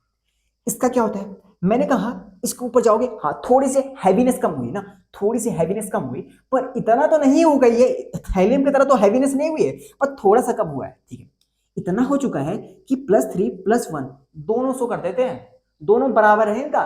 मतलब भैया, मतलब कि ये 3 इलेक्ट्रॉन निकाल भी सकते हैं, और न्यूक्लियस भी अट्रैक्टिव है, हाँ, न्यूक्लियस भी अट्रैक्टिव है, और इतना अट्रैक्टिव है कि जो एनर्जी देनी पड़ेगी बाद में गेन करेंगे, और वैसे जब 3 इलेक्ट्रॉन निकाल के गेन करेंगे, वो एनर्जी बराबर होंगी, वो एनर्जी बराबर होंगी। मैं क्या कहना चाहता हूँ, 2 केस हो गए, एक में क्या हुआ, 3 इलेक्ट्रॉन निकल गए, हाँ, तो +3 हुआ। एक में क्या हुआ, सिर्फ 1 इलेक्ट्रॉन निकला, 2 नहीं निकला, तो +1 हुआ। हाँ, तो देखो बाबू, जो +1 होगा ना, हाँ, जब +1 गेन करेगा तो जो एनर्जी स्टेबिलिटी पाएगा, हाँ, जो स्टेबिलिटी पाएगा, और जो ये 3 निकालेगा जो स्टेबिलिटी पाएगा, हाँ, तो दोनों की स्टेबिलिटी बराबर हो जाती है।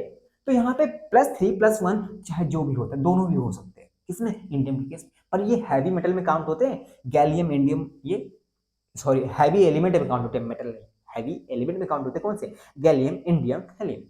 ओके, क्लियर हुआ। हाँ, तो +3 यहाँ पे भी हैवीनेस होती है, पर उतना ज्यादा नहीं, अभी हैवीनेस थोड़े से और कम हो गई, तो +3 थोड़ा सा ज्यादा डोमिनेट कर देता है, +3 ज्यादा डोमिनेट कर देता है, ठीक है। यहाँ पे +3 रहता ही है, यहाँ पे +3 रहता ही है, क्योंकि ये सब लाइट मेटल होते हैं, ठीक है। कई सारे पॉइंट्स है, कई सारे तरीके के यहाँ पे क्वेश्चन बनने हैं, ध्यान से सुनना।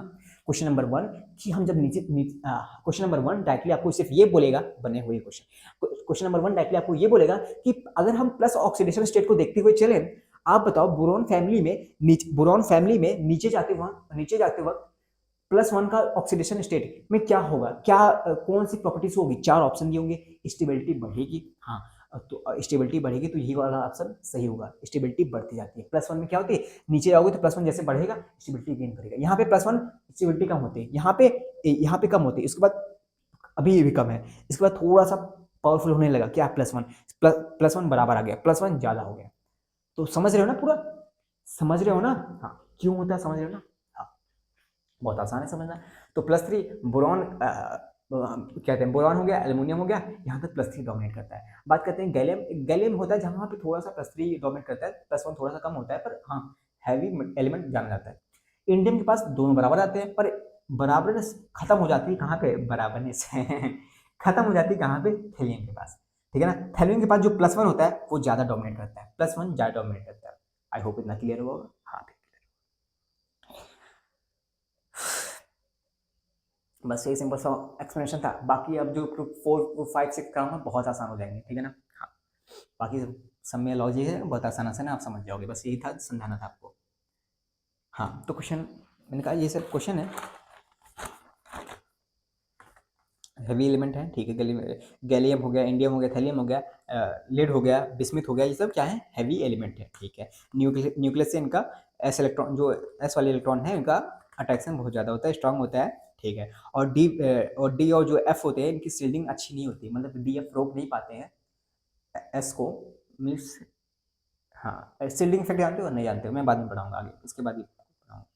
हाँ, तो आपसे एक क्वेश्चन और बन सकता है कि अब बता दो इनर पेयर इफेक्ट किसका ज़्यादा है, तो इनर पेयर इफेक्ट थैलियम का ज़्यादा है क्योंकि ये भारी है, ठीक है ना। हाँ, ठीक है ना। हाँ, ये पॉइंट हो सकता है। अगला पॉइंट ये भी लिख सकते हो आप कॉपी में कि भैया, हाँ मैं भूल गया खुद, कि भैया हाँ जो हैवी एलिमेंट होते हैं, हाँ जो हैवी एलिमेंट होते हैं, हाँ उनका जो ऑक्सीडेशन नंबर होता है, हाँ वो बहुत लोअर ऑक्सीडेशन नंबर होता है। हाँ भैया उनको लोअर ऑक्सीडेशन नंबर होता है, जितने भी हैवी एलिमेंट होते हैं उनका लोअर होता है, जैसे कि +1। तो भैया जितने लाइट एलिमेंट होते हैं, हाँ लाइट एलिमेंट होते हैं उनका ऑक्सीडेशन नंबर हाई नंबर होता है। हाँ भैया इसके कंपेयर में तो +1 कंपेयर में +3 ज्यादा ही है ना।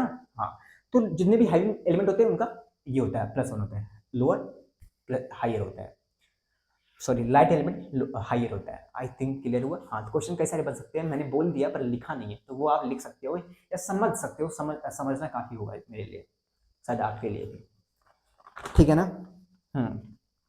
तो समझ गया ना। हाँ, कुछ क्वेश्चन ऐसे बन सकते हैं जैसे कि थैलियम दे दिया, हाँ थैलियम दे दिया, बोला कि इसका ऑक्सीडेशन +1 ग्रेटर देन +3, और आपको दे दिया लेड दे दिया, लेड बिस्मिथ। ऐसे में अभी आगे पढ़ाऊंगा, अभी आपको नहीं समझ में आएगा। +2 ग्रेटर देन +4 बिस्मिथ ना, हाँ +3 ग्रेटर देन +5। देखो ये दूसरे ग्रुप के हैं, अभी मैं पढ़ाने वाला हूँ, मैं समझा दूंगा। पर जैसे कि मैंने कहा ना, ये जो लेड होते हैं बिस्मिथ से हैवी होते हैं, जो हैवी होते हैं इनके जो इलेक्ट्रॉन, जो इनका जो ऑक्सीडेशन नंबर होता है बहुत लोअर होता है, कम होता है। तो +5 तो होना चाहिए, +3 होता है, +4 तो होना चाहिए, +2 होता है, किसका? इन सबका। हाँ, तो क्वेश्चन अगर आप जब अभी मैं ये भी पढ़ा दूंगा, ये भी पढ़ा दूंगा, जब आप तीनों पढ़ लोगे तो क्वेश्चन में आ सकता है कि कौन सा स्टेटमेंट सही है। थैलियम के लिए ऑक्सीडेशन नंबर +1 ग्रेटर होगा +3 से, ज्यादा स्टेबल होगा। इसका भी दे सकता है, इसका भी दे, तो यहाँ पे तीनों स्टेटमेंट सही होंगे। एक क्वेश्चन ऐसा बन सकता है, ये डायरेक्टली जी एडवांस में आ सकता है। फिर कोई बात नहीं है, सिर्फ डायरेक्टली कॉन्सेप्ट है। मैंने कहा हाँ कॉन्सेप्ट है, पर इनऑर्गेनिक में तुम क्या एक्सपेक्ट करोगे यार? फिजिकल वाला, फिजिकल केमिस्ट्री का एक्सपेक्ट करोगे तो इनऑर्गेनिक से नहीं ना। तो इनऑर्गेनिक क्वेश्चन ऐसे ही बनेंगे, तो यही थोड़ा सा घुमा फिरा वाला है, यही तुम्हें समझना पड़ेगा, ठीक है ना। अब तुम देखोगे, ध्यान से सुनोगे, अगर कोई बच्चा नहीं पढ़ा है वो क्या सोचेगा, जो लेड होता है, हाँ वो तो क्या होता है, कार्बन फैमिली का होता है ना। हाँ, कहे शिव जी सुने पार्वती, हाँ तो वो तो क्या होगा, NH2, NH2 का NH2, यहाँ पे मैंने गलती कर दी ना, हाँ MP1 होगा। हाँ, तो उसका क्या होगा, कार्बन का NH2 MP2 होगा। हाँ, तो 4 निकलने चाहिए, हाँ तो 4 होगा, इसका डायरेक्ट टिक मार देगा। पर अगर उसे पता ही नहीं होगा इनवर्ट पेयर इफेक्ट क्या होता है, उसे पता ही नहीं होगा हैवी एलिमेंट क्या होता है, तो +2 कहाँ से मारेगा टिक। तो यहाँ पे ये सारी गलतियां हो सकती है, बहुत सारी गलतियां होती है, आप डिस्क्रिप्शन चेकआउट करना, क्वेश्चन सॉल्व हो जाएंगे, बिलीव मी, ठीक है ना। सारी सारी आई थिंक क्लियर हुआ। हाँ, अब हम बढ़ते हैं आगे, ठीक है ना। ग्रुप 4, ठीक है ना। अब वो सब टाइम टेकिंग नहीं है, ठीक है ना। ग्रुप 5 ग्रुप 6 इतना टाइम टेकिंग नहीं है,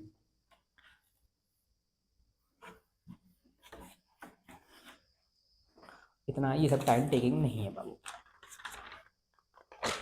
ग्रुप 4 कार्बन फैमिली, ठीक है। कार्बन फैमिली में कौन सा आता है, कार्बन।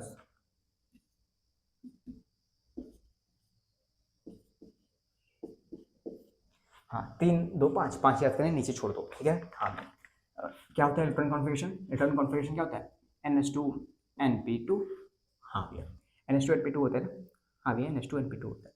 तो कितने इलेक्ट्रॉन निकलने चाहिए भैया, ये 4 इलेक्ट्रॉन निकलने चाहिए, 4 इलेक्ट्रॉन निकलने चाहिए, तब ये क्या करेगा, एक अच्छा सा इलेक्ट्रॉनिक कॉन्फ़िगरेशन गेन कर लेगा, कौन सा, नोबल गैस वाला। तो +4 होना चाहिए, मैंने कहा हाँ +4 ही होता है, जनरली +4 ही होता है। इसका भी, सिलिकॉन का भी +4 ही होता है, ठीक है ना। सिलिकॉन का भी +4 ही होता है, ठीक है ना।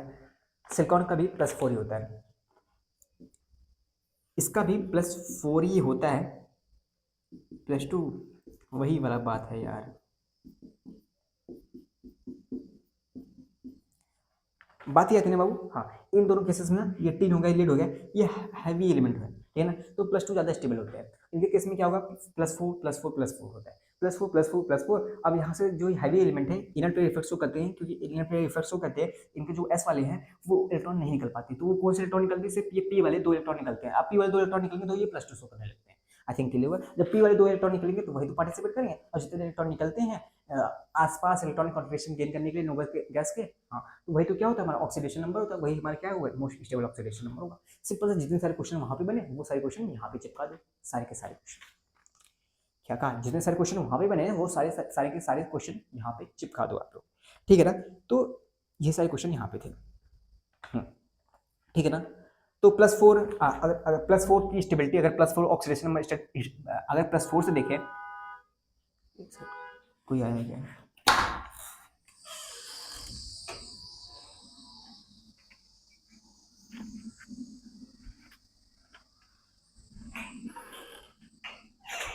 देख रहे हो बाहर धूप कितनी है, रिकॉर्ड तो हो रहा है अच्छे से।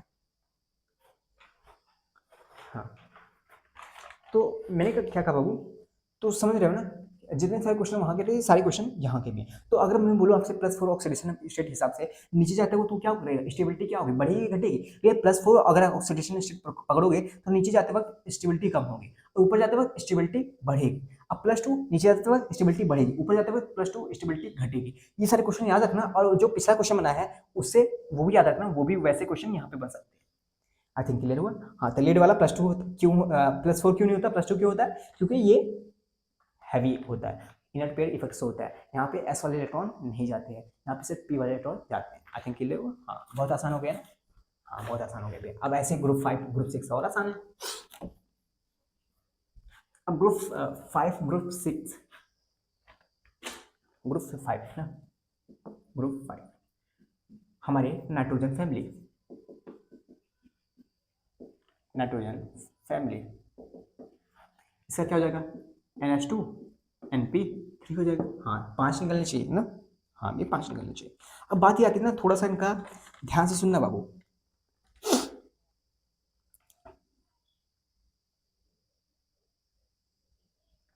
इनका ध्यान से सुनना।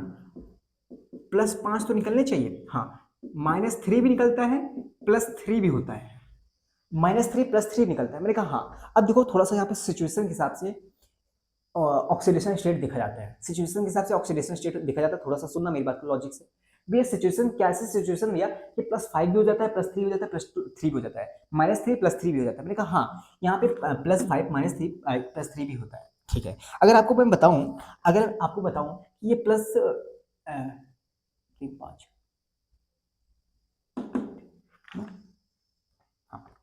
अगर मैं आपको बताऊं ये +3 क्यों होता है, अगर मैं स्टार्ट करूं ये +3 क्यों होता है, मैंने कहा बाबू ये जो NH2 है और NP3 है, हाँ, NH2 NP3 है, ठीक है। यहाँ पे भैया, यहाँ पे कौन सा रूल देखा जाता है, ऑक्टेट रूल देखा जाता है, ऑक्टेट रूल देखा जाता है। जब ये ऑक्टेट रूल यहाँ पे देखा जाता है, देखो यहाँ पे ये इस वाले सबसेल में कितने इलेक्ट्रॉन है, 2 3 5 इलेक्ट्रॉन है। अगर 3 आ जाएंगे, अगर 3 इलेक्ट्रॉन और कहीं से पा जाएंगे, अब देखो अगर ये 2 इलेक्ट्रॉन लूज कर 5 इलेक्ट्रॉन लूज करेंगे तब जाएंगे कहीं पे, हाँ। अगर 3 इलेक्ट्रॉन आ ही जाए, 3 इलेक्ट्रॉन ये गेन कर ले, तो ये क्या कर लेंगे, 3 इलेक्ट्रॉन गेन करके इनका ऑक्टेट कंप्लीट हो जाएगा, थोड़ा सा स्टेबल और हो जाएगी ये।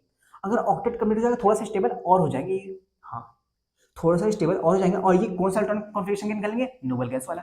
कर लेंगे कि नहीं कर लेंगे, हाँ, भी कर लेंगे। तो 3 इलेक्ट्रॉन की जरूरत और है, 3 इलेक्ट्रॉन गेन कर लेते। अगर 3 इलेक्ट्रॉन ये गेन कर लिए, हाँ, 3 इलेक्ट्रॉन ये गेन कर लिए, तो इनका क्या हो जाएगा, -3 हो जाएगा, ठीक है ना, -3 हो जाएगा। और ये सब शो करने लगे कौन सा, ये noble gas electronic configuration show करने लगे, -3 हो जाएगा। तो इनका ऑक्सीडेशन नंबर -3 होगा। ये जनरली कौन से शो करते हैं, ये नाइट्रोजन शो करते हैं, नाइट्रोजन फैमिली ना, हाँ, नाइट्रोजन हो गया, फॉस्फोरस हो गया, ये नाइट्रोजन हो गया, हाँ। ये जनरली क्या शो करते हैं, -3 शो करते हैं। ये मैग्नीशियम नाइट्राइड बनाते हैं ना हम, मैग्नीशियम नाइट्राइड, उसमें जो नाइट्रोजन होता है, मैग्नीशियम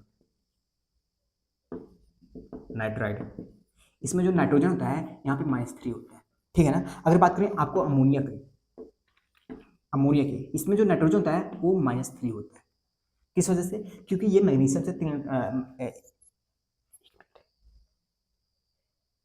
हाँ, मैंने कहा बाबू यहाँ मैग्नीशियम नाइट्राइड, ये अमोनियम जो होता है, हाँ, अमोनिया जो होता है, हाँ, यहाँ पे ये अमोनिया जानते हो ना, हाँ, -3 होता है यहाँ पे, ठीक है ना। हाँ भैया, 3 इलेक्ट्रॉन गेन करते हैं, ठीक है भैया। अब बात करते हैं किसकी, बात करते हैं +3 की, +3 मैंने कहा +3 जनरली शो करते होंगे लास्ट PCl3, ठीक है, फॉस्फोरस, अनपेड इलेक्ट्रॉन 3 है, दूसरे इनपेड रहते हैं, बॉन्डिंग में पार्टिसिपेट करते हैं। Next way phosphorus phosphorus phosphorus phosphorus phosphorus सिर्ली फॉस्फोरस, तो फॉस्फोरस तो +5 भी शो करते हैं। हाँ, पर बात पता है, हाँ +3 क्यों शो करते हैं? ये जो यहाँ पे जो ये एलिमेंट होते हैं, कुछ +3 -3 शो करते हैं, कुछ +3 शो करते हैं, +5 भी शो करते हैं। हाँ, अब बात ये आती है कि ये +3 क्यों शो करते हैं? +3 तो समझ आ गया, सॉरी -3 तो समझ में आ गया, ये +3 क्यों करते हैं? अब देखो इनका जब देखोगे ना, हाँ इनका देखोगे NH2 NP3, ये जो NH2 वाला है ना, ये पार्टिसिपेट नहीं करते हैं, ये पार्टिसिपेट नहीं करते, तो ये इनर पेयर इफेक्ट शो कर देते हैं, ये इनर पेयर इफेक्ट शो कर देते हैं, इसी वजह से ये पार्टिसिपेट नहीं करते हैं। सिर्फ ये तीन जो अनपेयर्ड इलेक्ट्रॉन होते हैं, बस यही पार्टिसिपेट करते हैं। 3 अनपेयर्ड इलेक्ट्रॉन जो होते हैं यही पार्टिसिपेट करते हैं, और यही पार्टिसिपेट करते हैं, यानी कि 3 इलेक्ट्रॉन पार्टिसिपेट करते हैं, यानी कि 3 इलेक्ट्रॉन निकलेंगे। अब 3 इलेक्ट्रॉन निकलेंगे तो +3 आ जाएगा, ठीक है ना।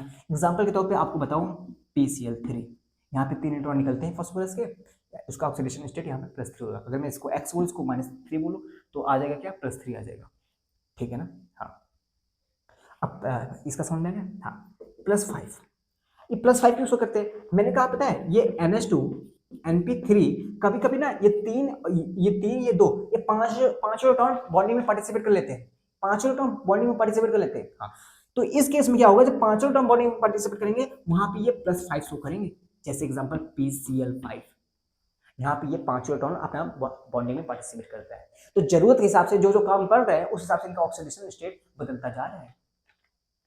आई होप क्लियर हुआ। हाँ, तो ग्रुप थर्ड, ग्रुप फोर्थ, यहाँ से मेनली ज्यादा क्वेश्चन बनेंगे आपको फंसाने लायक। ये क्वेश्चन तो आसान होंगे, -3 किस हिसाब से ऑक्टेट रूल के हिसाब से फॉलो कर रहा है, तो +3 उसके इनर पेयर इफेक्ट सोल्व करता है, और जो कहते हैं अनपेयर्ड इलेक्ट्रॉन होते हैं वही पार्टिसिपेट करते हैं। और ये मान जो +5 हो गया, ये किस वजह से, क्योंकि इनके पांचों इलेक्ट्रॉन पार्टिसिपेट कर लेते हैं, जैसे एग्जाम्पल PCl5, और यहाँ पे एग्जाम्पल PCl3। अच्छा, क्लियर हुआ ये सब? हाँ,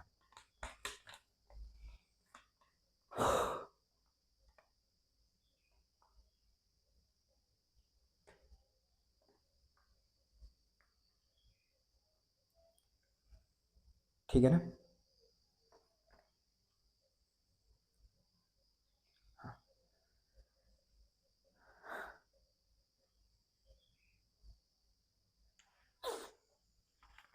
ठीक है ना, आपको मैं कुछ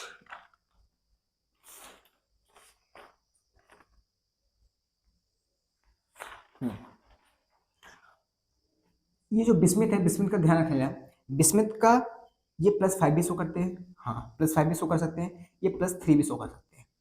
अब ये +3 क्यों शो करेंगे? मैंने कहा +3 इस वजह से शो करेंगे, ये इनर पेयर इफेक्ट शो कर देता है। बिस्मिथ हमारे हैवी मेटल्स में आता है, तो इनर पेयर इफेक्ट शो करता है, तो +3 जो होता है वो मोर स्टेबल होता है एज कम्पेयर टू +5, ये हैवी मेटल में आता है, ठीक है ना। बाकी ये आर्सेनिक आर्सेनिक ये सब मतलब कि इनका जनरली मतलब कि काम के हिसाब से, जिस हिसाब से पार्टिसिपेट करते हैं। अब फॉस्फोरस देखो, +3 भी शो करता है, +5 भी शो करता है ना। हाँ, +3 भी शो करता है, +5 भी शो करता है। कौन सा? फॉस्फोरस। नाइट्रोजन जनरली -3 शो करता है, नाइट्रोजन जनरल। तो काम के हिसाब से इनको बदलते रहते हैं। आई होप क्लियर हुआ, समझ में आया। हाँ, अब ऐसे ही है ग्रुप नंबर 6।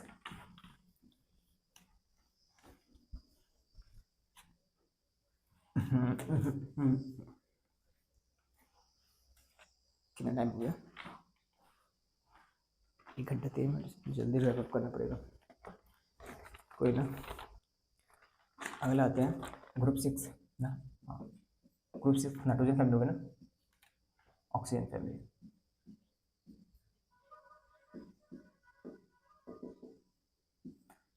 हाँ देखो, ऑक्सीजन फैमिली में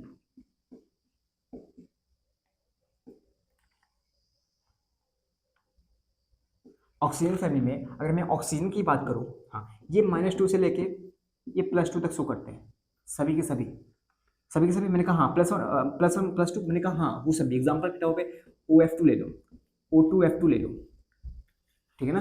हाँ, तो ये सभी शो करते हैं, पर हाँ देखते हैं। मैंने कहा इस हिसाब से ऑक्सीजन फैमिली में आते हैं 4 ऑक्टेट। हाँ, तो देखो ये अपना देखो मैंने कहा इस हिसाब से ये 6 भी शो कर सकते हैं, हाँ +6 शो कर सकते हैं। अगर इनका सभी के सभी इलेक्ट्रॉन ने पार्टिसिपेट कर लिया, तो अगर सभी के सभी इलेक्ट्रॉन ने पार्टिसिपेट कर लिया, तो हमारा क्या होगा? +6 होगा। लेकिन यहाँ पे +6 शो करेंगे ये, ठीक है। हाँ सही है। अगर सभी के सभी इलेक्ट्रॉन ने पार्टिसिपेट कर लिए तो +6 करेंगे। अगर ऑक्टेट कंप्लीट करने के लिए अगर इलेक्ट्रॉन ने पार्टिसिपेट किया है, ऐसा अगर ऑक्टेट कंप्लीट करने के लिए अगर आप देखोगे कुछ ऐसा कंपाउंड देखोगे जिसमें ऑक्सीजन ने 2 इलेक्ट्रॉन शेयर किया है, तो वहां पे डेफिनेटली वही वाला रूल होगा कि ऑक्टेट कंप्लीट कर रहा है। यानी कि 6 इलेक्ट्रॉन तो है, हाँ, तो सॉरी 6 इलेक्ट्रॉन तो है, 2 इलेक्ट्रॉन और गेन कर लेता है ना, हाँ, तो ऑक्टेट कंप्लीट हो जाएगा। 2 इलेक्ट्रॉन और गेन कर लेगा तो -2 शो करेगा। ऑक्टेट कंप्लीट करने में -2 शो करता है जनरली, हाँ। और +2 भी शो करते हैं कुछ कंपाउंड जैसे कि SCl2। इसका यार कुछ ना ही समझो, ज़्यादा लॉजिक मत जाओ यार, इस इलेक्ट्रॉनिक कॉन्फ़िगरेशन समझना थोड़ा सा मुश्किल है, पर मैं कुछ कॉन्सेप्ट और पढ़ाऊंगा, कुछ कॉन्सेप्ट आगे पढ़ाऊंगा कुछ लेक्चर्स में आगे में, वहाँ से कुछ इसका एक्सप्लेनेशन थोड़ा सा अच्छे से दे सकता हूँ। यहाँ से देना थोड़ा सा मुश्किल हो जाएगा मुझे, मैं खुद नहीं समझा पाऊंगा आपको, ठीक है ना। हाँ, बाकी ये +4 भी शो करते हैं, ये जो उनके ग्रुप होते हैं +4 भी शो करते हैं, +6 भी शो करते हैं। अब +6 कैसे करते हैं, मैंने कहा +6 इस वजह से करते हैं, +6 इस वजह से करते हैं अगर जिस केस में सारे इलेक्ट्रॉन काम करते हैं, ठीक है। +4 क्यों करते हैं, मैंने कहा जो नीचे वाले होते होंगे हैवीनेस वाले, हाँ, जो नीचे वाले होते होंगे वो जनरली, जो नीचे वाले एलिमेंट होते होंगे ग्रुप के, वो जनरली ये +4 शो करते होंगे। क्यों शो करते हैं, क्योंकि ये वाला इनर पेयर शो करता होगा, तो इनर पेयर इफेक्ट ये दिखाता होगा, तो ये +4 से 4 इलेक्ट्रॉन निकलते हैं, तो यहाँ से +4 +6। तो जनरली आप देख के बता सकते हो कि अगर ये जो कॉन्फ़िगरेशन है NH2 NP4, यहाँ से कौन कौन से इलेक्ट्रॉन शो कर सकते हैं भैया। ऑक्सीजन तो हम जानते ही है, -2 से +2 शो करता है, हाँ। अब बाकी अगर जो ग्रुप है अगर दिखाऊं तो ये 6 भी शो करते हैं, +6 भी, हाँ, +6 भी, हाँ, +2 भी, हाँ, -2 भी, हाँ भी, -2 भी, ऑक्टेट के हिसाब से, हाँ भैया, +4 भी, हाँ भैया, ठीक है। -2 कहाँ, ऐसा SCl2 में, सल्फर Cl2 में देख लो, नहीं लिखा गया, हाँ SCl2 में नहीं लिखा है, सॉरी प्लस में ना, हाँ, प्लस इसमें देख लो, ठीक है ना। -2 कहाँ पे, -2 कहाँ पे, ऑक्टेट में, ऑक्टेट कंप्लीट करने के लिए। +4 कहाँ पे, जब ये इनर पेयर इफेक्ट शो कर देता है। आई थिंक क्लियर हो, हाँ। बस इतना समझ लो, ये काम के हिसाब से जो जो काम रहता है, जैसे जैसे पार्टिसिपेशन रहता है वैसे वैसे करते हैं, ठीक है ना। हाँ, थोड़ा सा कुछ और पढ़ाऊंगा आपको मैं, कुछ टॉपिक्स हैं उनके बाद मैं कुछ और भी लॉजिक दूंगा इनके समझाने का, ठीक है ना। ऑक्सीजन फैमिली हो गया, हेलोजन फैमिली,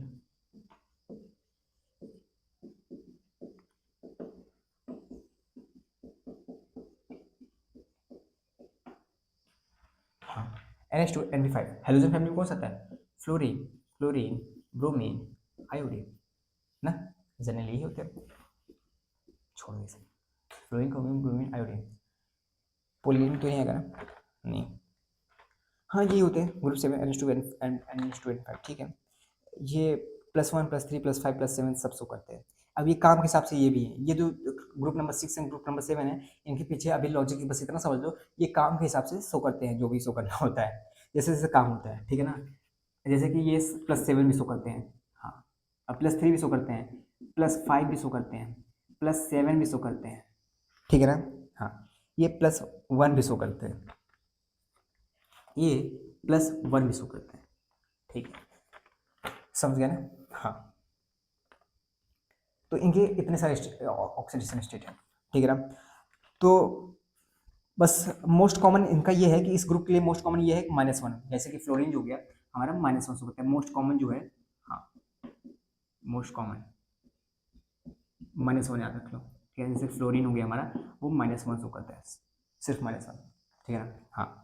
अब जैसे कि अगर बताऊँ आपको मैं, HOCl, HClO2, HClO3, HClO5, O4, हाँ, यहाँ पे +1 शो कर रहा है, यहाँ पे +3 शो कर रहा है, यहाँ पे +5 शो कर रहा है, यहाँ पे +7 शो कर रहा है, +7 सेकेंड, हाँ। देख लो काम के हिसाब से जैसे जैसे वहाँ पे जरूरत पड़ रही है उस हिसाब से ये शो करते जा रहे हैं, बस थोड़ा सा वेट करते रहना, बस ये 2 ग्रुप देख लेना, ठीक है ना। बाकी मैंने एक्सप्लेनेशन जो दी है वहाँ से जनरल से ज़्यादा क्वेश्चन बनेंगे, और ये वाले आप देखते रहना, मैं इसका लॉजिक जरूर दूंगा आपको, याद दिलाऊंगा, अगर आपको नहीं याद होगा तो मैं याद दिला दूंगा, ठीक है ना। आई होप आपको समझ में आएगा। अब बात आती है ग्रुप 8 की, जो कि लास्ट है हमारा नोबल ग्रुप का, नोबल गैसेस है, हाँ। उनका क्या होता है, उनका 0 होता है, उनका कुछ नहीं होता, ठीक है ना, हाँ। क्यों भैया, क्यों वो पार्टिसिपेट नहीं करती क्या, मैंने कहा करती है, पार्टिसिपेट करती है, पार्टिसिपेट करती है, हाँ पार्टिसिपेट करती है, पर ऑक्सीडेशन स्टेट जनरली उनका जीरो माना जाता है, ठीक है ना। ऑक्सीडेशन स्टेट जनरली इनका जीरो माना जाता है, ठीक है भैया। मैंने कहा ये 2 पेज भैया काम खत्म हुई है, हमारा खत्म हुआ क्या है, ऑक्सीडेशन स्टेट का फंडा, ठीक है ना। अब मतलब बहुत सारे यूट्यूब की वीडियोस आप देखोगे तो डायरेक्टली ऑक्सीडेशन स्टेट लिख देते हैं। आई होप आप, मैंने थोड़ा सा एक्सप्लेनेशन दिया, मैंने ट्राई किया कि मैं आपको समझा सकूँ। पर ये जो 2 ग्रुप हैं, मैं मुझे नहीं लगता है आपको 2 ग्रुप समझ में आए होंगे, ठीक है। बस आप इतना लॉजिक समझ लो कि ये 2 ग्रुप, लॉजिक बस इतना समझ लो कि ये काम के हिसाब से जो जो जैसे जैसे ज़रूरत पड़ती है उस हिसाब से ये पार्टिसिपेट कर लेते हैं, ऐसे ऐसे अपने नेटवर्क का पार्टिसिपेशन शो करते हैं, ठीक है ना। हाँ, तो और बाकी मैंने जो 2 ग्रुप पहले थे उनका एक्सप्लेनेशन ये था। 2 ग्रुप 3 ग्रुप के एक्सप्लेनेशन थे, 2 ग्रुप के अच्छी खासी एक्सप्लेनेशन नहीं थे। तो मैंने बस इतना बोला काम के हिसाब से। अब ये काम के हिसाब से मैं आगे याद दिलाऊंगा कि मैंने काम के हिसाब से क्यों बोला था। मैं थोड़ा सा कुछ टॉपिक और पढ़ा लूँ, उसके बाद मैं एक्सप्लेनेशन दूंगा अच्छे से, ठीक है ना। टाइम ज़्यादा हो जाता है, थोड़ा सा मैं टॉपिक को बढ़ाता हूँ। हाँ, तो मैंने एस ब्लॉक पी ब्लॉक को पढ़ लिया, ठीक है ना। बात आते हैं डी ब्लॉक को। अब 1 मिनट रुको, मैं जो इन्फॉर्मेशन है डी ब्लॉक में देना चाहता हूँ वो मैं लिख लेता हूँ ताकि आसान हो जाए, टाइम कम लगे। हाँ भाई, थोड़ा सा देखना, ठीक है। ये हमारा डी ब्लॉक है। अब डी ब्लॉक मतलब होता क्या है, इतना सारी इन्फॉर्मेशन थी यार, मैंने लिख लिया, ठीक है ना। मैं लिखवाता टाइम ही टाइम जाता। अब ये तो है नहीं पीपीटी बना रहा हूँ, ठीक है ना। अब ये डी ब्लॉक क्या है भैया, देखो डी ब्लॉक में क्या है, लास्ट इलेक्ट्रॉन हमारा जो भी होगा वो डीप सबसेट में जाएगा, ठीक है भैया, मानते हैं। इसका जनरल इलेक्ट्रॉन कॉन्फिगरेशन ये है n-1 टी 1 to 10 और ns1 और 2। ये सब एक्सप्लेनेशन मैंने दे चुका हूँ अच्छे से, lecture number 1 sorry lecture number 2 देखा होगा, अच्छे से पता होगा आप लोग को, ठीक है। मैंने कहा कि कितने ग्रुप होते हैं, मैंने कहा ग्रुप 10 ग्रुप होते हैं। हाँ, स्टार्ट कहाँ से होते हैं, स्टार्ट होते हैं स्टेडियम से। ग्रुप 10 ग्रुप होते हैं, कौन कौन से, ये 1 2 3 4 5 6 7 8 9 और लास्ट जो है 10वां। यहाँ पे जगह नहीं थी तो मैं यहाँ पे लिख दिया हूँ, ठीक है ना। हाँ भैया, अब ये scandium titanium vanadium chromium manganese iron cobalt nickel copper zinc, ठीक है। अब यहाँ से उसके बाद कहाँ से होगा, ऐसे से पढ़ो ना। हाँ, ऐसे से पढ़ो स्कैंडियम एटम, ठीक है। यहाँ पे जो एक एलिमेंट है मैंने नहीं लिखा, आप लोग देखना क्या है यहाँ पे। मेरे पास बुक नहीं है, मेरे पास वो टेबल भी नहीं है, तो मैं नहीं पता कर पाया। मोबाइल है, मोबाइल से रिकॉर्ड कर रहा हूँ, तो मुझे नहीं पता था यहाँ पे क्या है, इस वजह से मैं नहीं लिख पाया, ठीक है। हाँ, तो और यहाँ पे याद करने की कोई जरूरत नहीं थी, और मैंने मुझे याद भी नहीं है, जनरली सच बता रहा हूँ, मुझे याद भी नहीं है ये सब वाली बातें, ठीक है ना। तो मुझे कोई ज़रूरत ही नहीं पड़ी, और ज़रूरत नहीं पड़े, आपको भी नहीं पड़ेगी, एग्जामिनेशन में ये सब नहीं पूछे जाते। हाँ, ये आपके सिलेबस में जनरली नहीं पूछा गया, इतना कौन नहीं पूछता है, ठीक है ना, और पूछी भी नहीं गई है। तो और बाकी सब ऐसे से आप लिख लेना, आप इसको देख लेना, आप ग्रुप वाइज याद भी कर सकते हो, और जो भी ट्रिक होगा आपका देख लेना, ठीक है। अब जनरली बात करें, अब कुछ एक्सेप्शन होती है, हाँ वो एक्सेप्शन लेक्चर नंबर 2 में हम पढ़ चुके थे। अगर वैसे बताऊँ आपको तो यहाँ पे एक्सेप्शन कौन कौन होता है, एक क्रोमियम होता है। हाँ, इसके इलेक्ट्रॉनिक कॉन्फिगरेशन में थोड़ा सा एक्सेप्शन होता है। एक्सेप्शन नहीं होता है, लॉजिक होता है, मैं लॉजिक समझाया था आपको। उसके बाद यहाँ से निकल कॉपर, निकल कॉपर के पास आता है 29, हाँ भैया। उसके बाद कौन सा आता है, इसके बाद यहाँ पे आता है ना, हाँ नियोबियम, मोलिबेडनम, नियोबियम होता है, हाँ मोलिबेडनम भी होता है, हाँ रूहेनियम, ये ये भी होता है, हाँ सिल्वर भी होता है ना। हाँ, 41 42 43 44 45 46 ना, 41 42 43 44 45 46, हाँ ये जो होते हैं एक्सेप्शन होते हैं, ठीक है ना। हाँ, तो ये सारी चीज़ें हम पढ़ चुके थे। अब कुछ इन्फॉर्मेशन है, अब देख लेना। हालांकि ये सब हम लेक्चर नंबर 2 में पढ़े थे। अब कुछ इन्फॉर्मेशन है, यानी कि वोलेटाइल, ठीक है ना। ये मैंने लिखा नहीं है, थोड़ा सा और इन्फॉर्मेशन लिख दूँ। हाँ, देखना ध्यान से। मैंने कहा कि वोलेटाइल वोलेटाइल वोलेटाइल वो जो कि जल्दी इवेपोरेट हो जाते हैं, वोलेटाइल ऐसे एलिमेंट जो कि वोलेटाइल है, कौन से हैं, जिंक है, कैडमियम है, मरकरी है। अब ये जिंक यहाँ पे हो गया, कैडमियम हो गया, मरकरी हो गया, ठीक है। मैंने कहा कॉल मेटल जो कि पहले जमाने में यूज होते थे सिक्के बनने में, कॉल मेटल कौन से, कॉपर सिल्वर और ये कॉपर सिल्वर और ये कॉपर सिल्वर ये, ठीक है भैया। अब इनके ये क्यों यूज होते थे भैया, क्यों यूज होते थे, इनका जो प्रॉपर्टीज है वो किस पे छुपा है, इलेक्ट्रॉन कॉन्फिगरेशन पे छुपा है। ये सब हम डिस्कस कर चुके हैं, ठीक है भैया। अब नोबल मेटल यानी कि सिल्वर हो गया, हाँ मरकरी हो गया, पीटी हो गया, ई हो गया, प्लेटिनम, और ये हमारा गोल्ड हो गया। अब इन्हें सिल्वर मेटल क्यों, नोबल मेटल क्यों कहा जाता है, क्योंकि ये बहुत ज़्यादा स्टेबल होता है, इनका इलेक्ट्रॉन कॉन्फिगरेशन बहुत ज़्यादा स्टेबल होता है, ये थोड़ा सा बिहेवियर शो करते हैं नोबल जैसा, ठीक है भैया। अब लिक्विड मेटल कौन सा होता है, मैंने कहा मरकरी हमारा लिक्विड मेटल होता है। फर्स्ट मैन मेड एलिमेंट कौन सा, पहला मैन मेड एलिमेंट था, ये सब इन्फॉर्मेशन है। ये कौन सा था, टेक्नीशियम था, टेक्नीशियम, ठीक है ना, टेक्नीशियम, ठीक है। टेक्नीशियम का जो एटॉमिक नंबर है ये 41 42 43 है, इसका एटॉमिक नंबर 43 है। अब देख रहे हैं ये सब एक्सेप्शन में आते हैं, पर ये एक्सेप्शन में नहीं आता, क्यों नहीं आता, क्योंकि इंसानों ने इसे पहली बार बनाया था, और बनाया ही ऐसा था, इनमें कोई एक्सेप्शन का केस ही नहीं है, जनरल रूल फॉलो करके बनाया था, इस वजह से टेक्नीशियम में कोई भी इन्फॉर्मेशन नहीं है, फर्स्ट मैन मेड एलिमेंट है, ठीक है। बेस्ट कंडक्टर एमंग मेटल में सबसे बेस्ट कंडक्टर कौन सा है, मैंने कहा सिल्वर है, ठीक है। मैक्सिमम ऑक्सीडेशन स्टेट +8 है भैया, किसका है, आर्यू का है और ऑस्मियम का है, ठीक है ना। +7 क्या होता है? मैंने कहा पूरे डी ब्लॉक में आपको +8 होता है, पूरे डी ब्लॉक में +8 होता है, ठीक है ना? अब देखो अगर आपसे पूछा जाए कि फर्स्ट ट्रांजिशन सीरीज में first transition series third transition first transition series जिसे बोला जाता है ना, हाँ, तो फर्स्ट ट्रांजिशन सीरीज में ये हमारा मैग्नीशियम होता है, ठीक है ना? ये हमारा मैग्नीशियम होता है जो जो कि +7 होता है, जो कि मैक्सिमम होता है। तो अगर फर्स्ट में पूछा जाए कि पहले ट्रांजिशन सीरीज में कौन सा है, वो मैग्नीशियम। पूरे डी ब्लॉक में कौन सा है, वो है ये +8 शो करता है आरयू एंड ओस्मियम, ठीक है भैया। उसके बाद मैक्सिमम डेंसिटी किसका है, मैंने कहा ओस्मियम और एट्रियम का, ठीक है। मैक्सिमम हीट ऑफ एटमाइजेशन, अब हीट ऑफ एटमाइजेशन पढ़े हो, जानते हो हीट ऑफ एटमाइजेशन क्या होता है? हाँ, ऐसी energy maximum heat of atomisation कैसे बताऊँ? फिजिकल केमिस्ट्री में आई थिंक आपको पढ़ा होगा कि एनर्जी रिक्वायर्ड होती है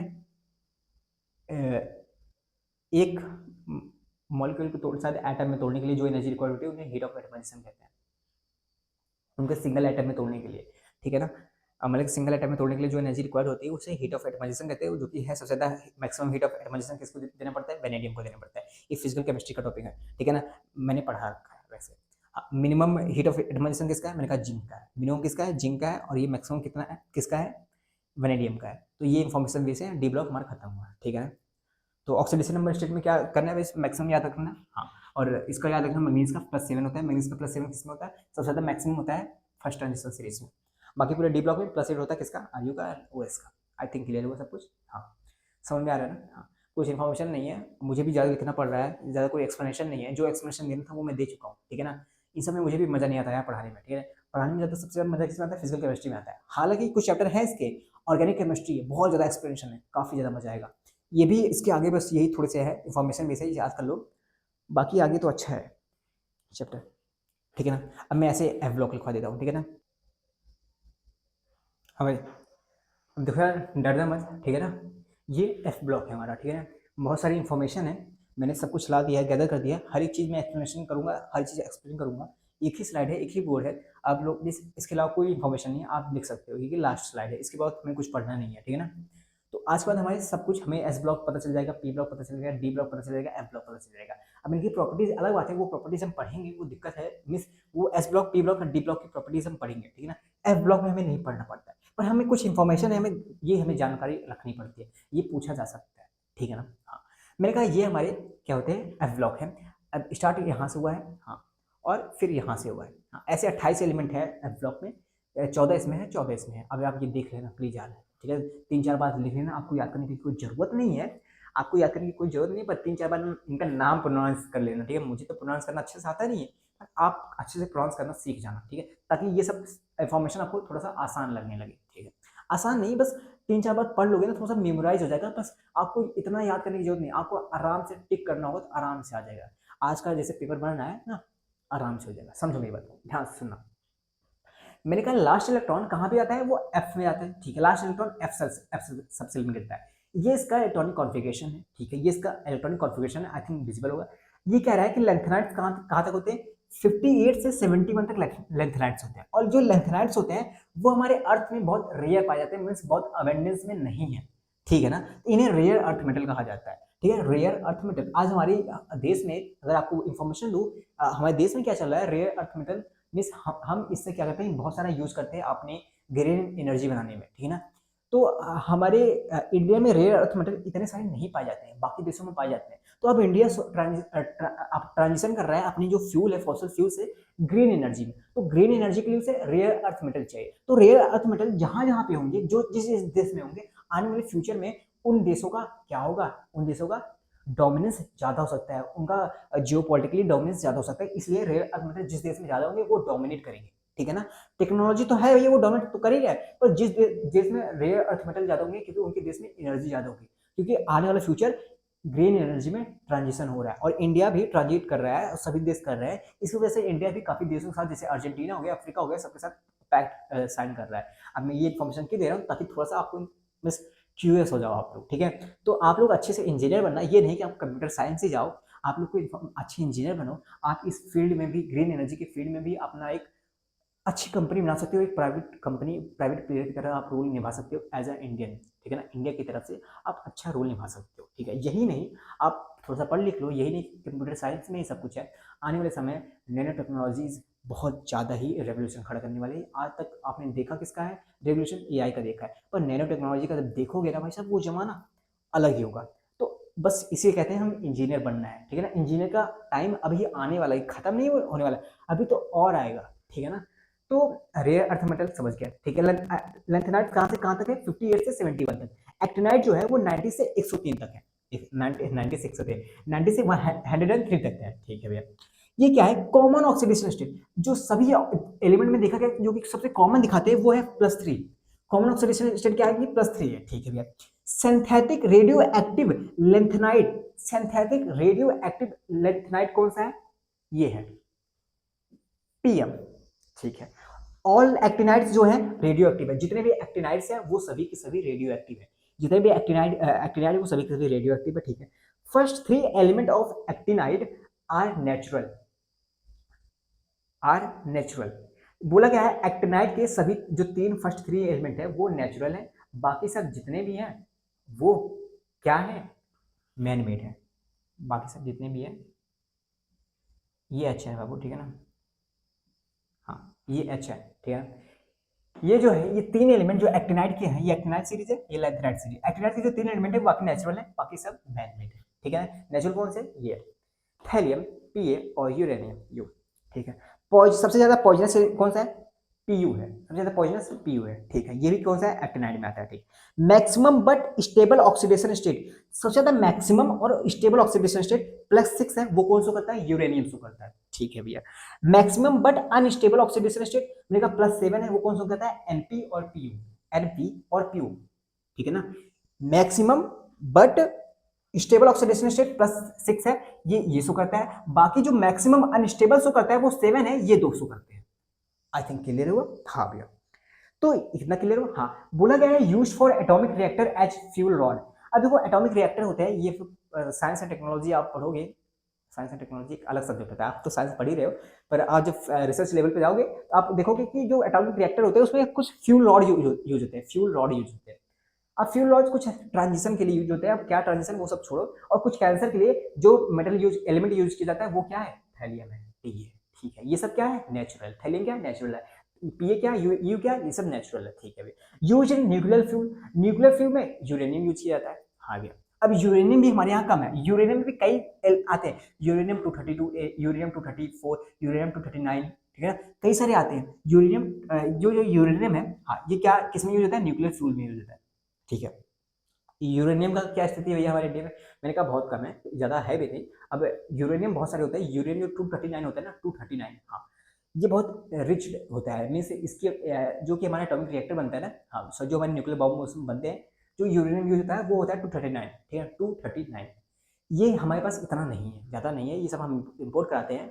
हालांकि हम कुछ हमारे जो कि एक साइंटिस्ट थे भाभा सर करके थे, आगे का नाम भी उनका कुछ है पर हम इतना जानते हैं, थोड़ा सा याद नहीं आ रहा है नाम, भाभा करके है। उन्होंने अपना 3 stage nuclear nuclear means nuclear energy को बढ़ाने के लिए कुछ 3 स्टेज का टेक्नोलॉजी दिया था, कि ये जो 3 स्टेज कंप्लीट हो जाएंगे, ये 3 स्टेज कंप्लीट होने के बाद हम इंडिया जो है वो न्यूक्लियर पावर में बहुत ज़्यादा डेवलप हो जाएंगे।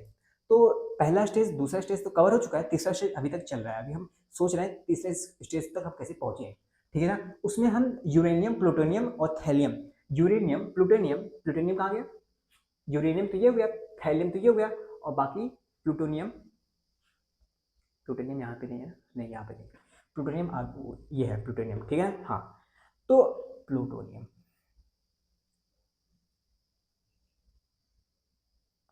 हाँ ये प्लूटोनियम था ना, हाँ।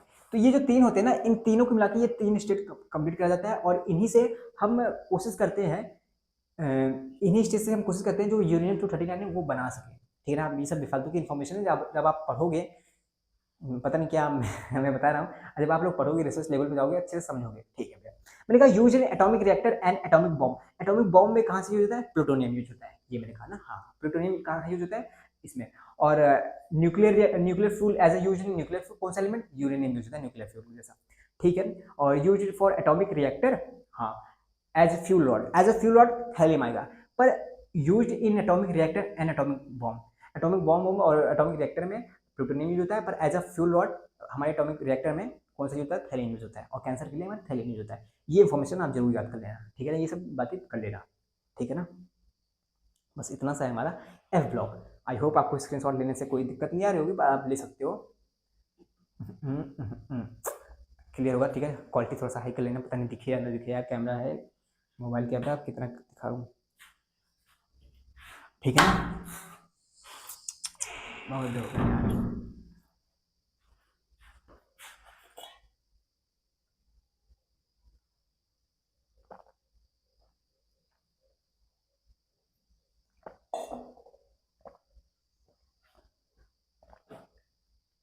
समझ आ गया, हाँ। तो मतलब देखो, रियल अर्थ मेटल जो भी होते हैं ये सब भी हमारे एफ ब्लॉक में पाए जाते हैं, ठीक है ना। एफ ब्लॉक अभी आप नहीं पढ़ते हो, पर रिसर्च लेवल पे जाओगे आप लोग, इसे इसको ज़्यादा लपेटना पड़ेगा, आप लोग को बहुत ज़्यादा पढ़ना पड़ेगा, ठीक है ना। समझ रहे हो ना। हमारी टेक्नोलॉजीज, डिफेंस टेक्नोलॉजी, हमारे ये सब जो बॉम्ब है, हाइड्रोजन बॉम्ब, न्यूक्लियर बॉम्ब, ये सब न्यूक्लियर रिएक्टर ये सब होते हैं। अब न्यूक्लियर रिएक्टर ये सब बॉम्ब हमेशा लड़ाई के लिए ही नहीं यूज होता है, न्यूक्लियर पावर प्लांट भी होता है, न्यूक्लियर पावर प्लांट होता है, उसके लिए भी ये जो 3 स्टेज है ना, हाँ, ये जो भाभा सर ने दिया था ना 3 स्टेज, हाँ, मेनली उसके लिए ही दिया है, ठीक है ना। न्यूक्लियर पावर प्लांट कि हम कैसे एनर्जी बना सकते हैं। हम 2 स्टेज तो कवर कर लिए हैं, तीसरा हम चल रहा है, तीसरा भी अभी इन इन फेस में है, अभी चल रहा है, कंप्लीट नहीं हुआ है। सोचो कब का दिया गया था, 19 समथिंग दिया गया था, अभी तक चल रहा है, अभी 3 स्टेज कंप्लीट नहीं हो पाया है। तो हम कोशिश कर रहे हैं कि हम वहाँ तक पहुँचे, हमारे साइंटिस्ट लगे हुए हैं, हाँ। लेकिन आप लोग अगर पढ़ लिख के, अगर आप लोग अगर इस नासा में चले जाओगे, अगर आप लोग अमेरिका में चले जाओगे किसी कंपनी में, अगर आप हमेशा कंप्यूटर साइंस ही ढूंढते रहोगे, तो ये सब कौन आएगा करने के लिए, बताओ। आप लोग बड़ी बड़ी कंपनी में चले जाओगे, तो ये आने वाले साइंटिस्ट की संख्या वैसे कम होती जा रही है, मतलब कि जो रिसर्च लेवल के हैं सभी लोग पैसे के पीछे भाग रहे हैं, सब लोग। इस पैसा जरूरी है, मानता हूँ सब कुछ जरूरी है, पर यहाँ पे कौन जाएगा, कौन रिसर्च करेगा, हमेशा सिर्फ ओलंपियाड वाले बच्चे ही रिसर्च लेवल पे जाए। आप लोग नहीं जा सकते, आप लोग भी जा सकते हैं, आप लोग आईआईटी जा रहे हो भाई, आईआईटी। आईआईटी बहुत बड़ी पोजीशन है, बहुत बड़ा कॉलेज है भाई, वहाँ पे जाके आप इंजीनियर सकते हो, बीटेक करते हो। अब बीटेक भी आप सोचते हो कि किस में करें भैया, हम हमेशा करें बीटेक किस में, कंप्यूटर साइंस में। अब कंप्यूटर साइंस का फील्ड है, ठीक है, मानता हूँ डोमिनेट है भाई, से बहुत मेहनत करना पड़ता है उसमें भी, और ऐसी ऐसी कुछ फील्ड है जिसमें आप अपना कैरियर बना सकते हो। एरोस्पेस, एरोस्पेस देखो बहुत, अभी प्राइवेट प्लेयर नहीं है ना इंडिया में, हाँ, प्राइवेट प्लेयर इंडिया में नहीं है ना, हाँ, जब आएंगे तो देखना, तब आप सोचोगे, आप भी सोचोगे यार मुझे भी यही बनना है, मुझे भी ये करना है, मुझे भी स्पेस में कुछ करना है भाई साहब, कुछ बड़ा करना है, एलॉन मस्क जैसा, ठीक है ना। अब कुछ ऐसे प्राइवेट प्लेयर हैं इंडिया में, कुछ छोटे मोटे हैं, प्राइवेट प्राइवेट कंपनीज कुछ हैं जो कि, अब वो क्या करते हैं, वो इसरो से ज्वाइन है, वो इतने डेवलप नहीं है, पर वो इसरो के स्टूडेंट है, मतलब ऐसा समझ सकते हो। वो इसरो से समझते हैं, इसरो की मार्केटिंग करते हैं पूरे दुनिया भर में, इसरो जो टेक्नोलॉजी इसरो पहले निकाल सकता है, वही टेक्नोलॉजी को वो वर्क करते हैं, और वो उसी टेक्नोलॉजी को वो बाहर देश में बेचते हैं। अब वो पैसा उनको भी देते हैं, इसरो वाले भी देते हैं, पूरा पैसा इंडिया में आता है, मतलब वो टेक्नोलॉजी बाहर भी बेचते हैं जिस देश को नहीं पता होता, ठीक है ना। हाँ, मतलब ये गलत नहीं है, ये सही बात है, ठीक है ना, बेचते हैं, उससे हमारे इंडिया को ही फायदा होता है, जो पैसा आता है वो इसरो में ही लगता है, ठीक है ना। तो प्राइवेट प्ले बहुत छोटे मोटे हैं, इतने बड़ी लेवल पे नहीं जहाँ की अभी स्पेस एक्स जैसे है, ठीक है ना। तो कुछ कैसे अभी बात है, ठीक है ना।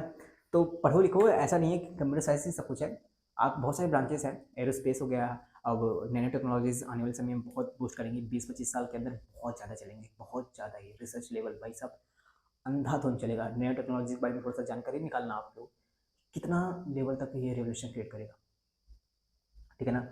हमारे कैंसर वैंसर आराम से साफ कर देगा, हमारे हमारे अंदर, हम अपने अपने बॉडी के अंदर दवाइयाँ भी डालेंगे, दवाइयाँ भी कंट्रोल करेंगे एक फ़ोन के माध्यम से, सिर्फ कैसे, nuclear technology, nuclear technology, sorry, हाँ, न्यूक्लियर टेक्नोलॉजी मतलब नैनो पार्टिकल्स वाली, हाँ, नैनो टेक्नोलॉजी। अब ये नैनो टेक्नोलॉजी जो होती है ना, हाँ, बहुत सारी जगह हम देखते भी हैं, वो नैनो टेक्नोलॉजी हम देखते हैं, ग्रीन टी में देखते हैं, हम कई सारे फेस वॉश में देखते हैं, लेडीज़ जो फेस वॉश यूज़ करती है ना, या कुछ फेस में लगाने वाले यूज़ करते हैं ना, वो महंगा महंगा आता है, जो 1000-500 का आता है, हाँ।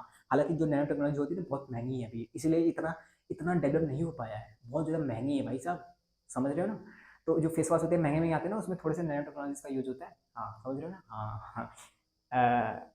नैनो टेक्नोलॉजी करके ग्रीन टी में क्या कहते हैं, ऑक्सीडाइजर डाला जाता है, इसलिए कहता है ऑक्सीडाइजर डाला जाता है उसमें। हमारे जो शरीर के अंदर है, उसमें हम खाना खाते हैं, जंक फूड खाते हैं, उसके अंदर हमारे शरीर में रेडिकल्स बनते हैं, और रेडिकल्स बनते हैं तो क्या कहते हैं, अब वो रेडिकल्स बनते हैं हमारे बॉडी के जो इम्यून सिस्टम को थोड़ा सा डिस्ट्रैक्ट करते हैं, हमारे सेल को थोड़ा किल करते हैं। अब उस सेल को किल करके हमारी जो एजिंग होती है वो जल्दी जल्दी होने लगती है। तो अगर उनको एक ऑक्सीडाइजर की जरूरत पड़ती है, तो वो जो ग्रीन टी होता है उसके अंदर ऑक्सीडाइजर डाल दिया जाता है। ऑक्सीडाइजर डालते हैं क्या होता है, वो अंदर जाता है, वो सबको रेडिकल्स को ऑक्सीडाइज कर देता है। ऑक्सीडाइज करने के बाद जो हमारे सेल है उनको रिपेयर कर देता है, नए नए सेल ग्रोथ कर देता है। तो हमारी जो एंटी एजिंग, उसमें लिखा नहीं रहता एंटी एजिंग, है ना, उसमें लिखा होता है ना एंटी एजिंग, फिर से हमें ऐसा लगने लगता है कि हमारी स्किन वापस आ रही है, हमारी जो हम एज है जो पीछे पीछे जा रही है, मतलब हमारी स्किन ग्लो करने लगती है। उसमें बस ये बात होती है कि वो सेल फिर से डेवलप होने लगती है। बस इसी वजह से कहा जाता है ग्रीन टी। ग्रीन टी आपके कई सारे लोग पीते भी होंगे, ठीक है, आपके घर में ही बहुत लोग पीते होंगे। तो कुछ कुछ ये सब एप्लीकेशन है, आजकल प्रोडक्ट बनते हैं ना, हाँ, इनके पीछे क्या है, नैनो टेक्नोलॉजीज है।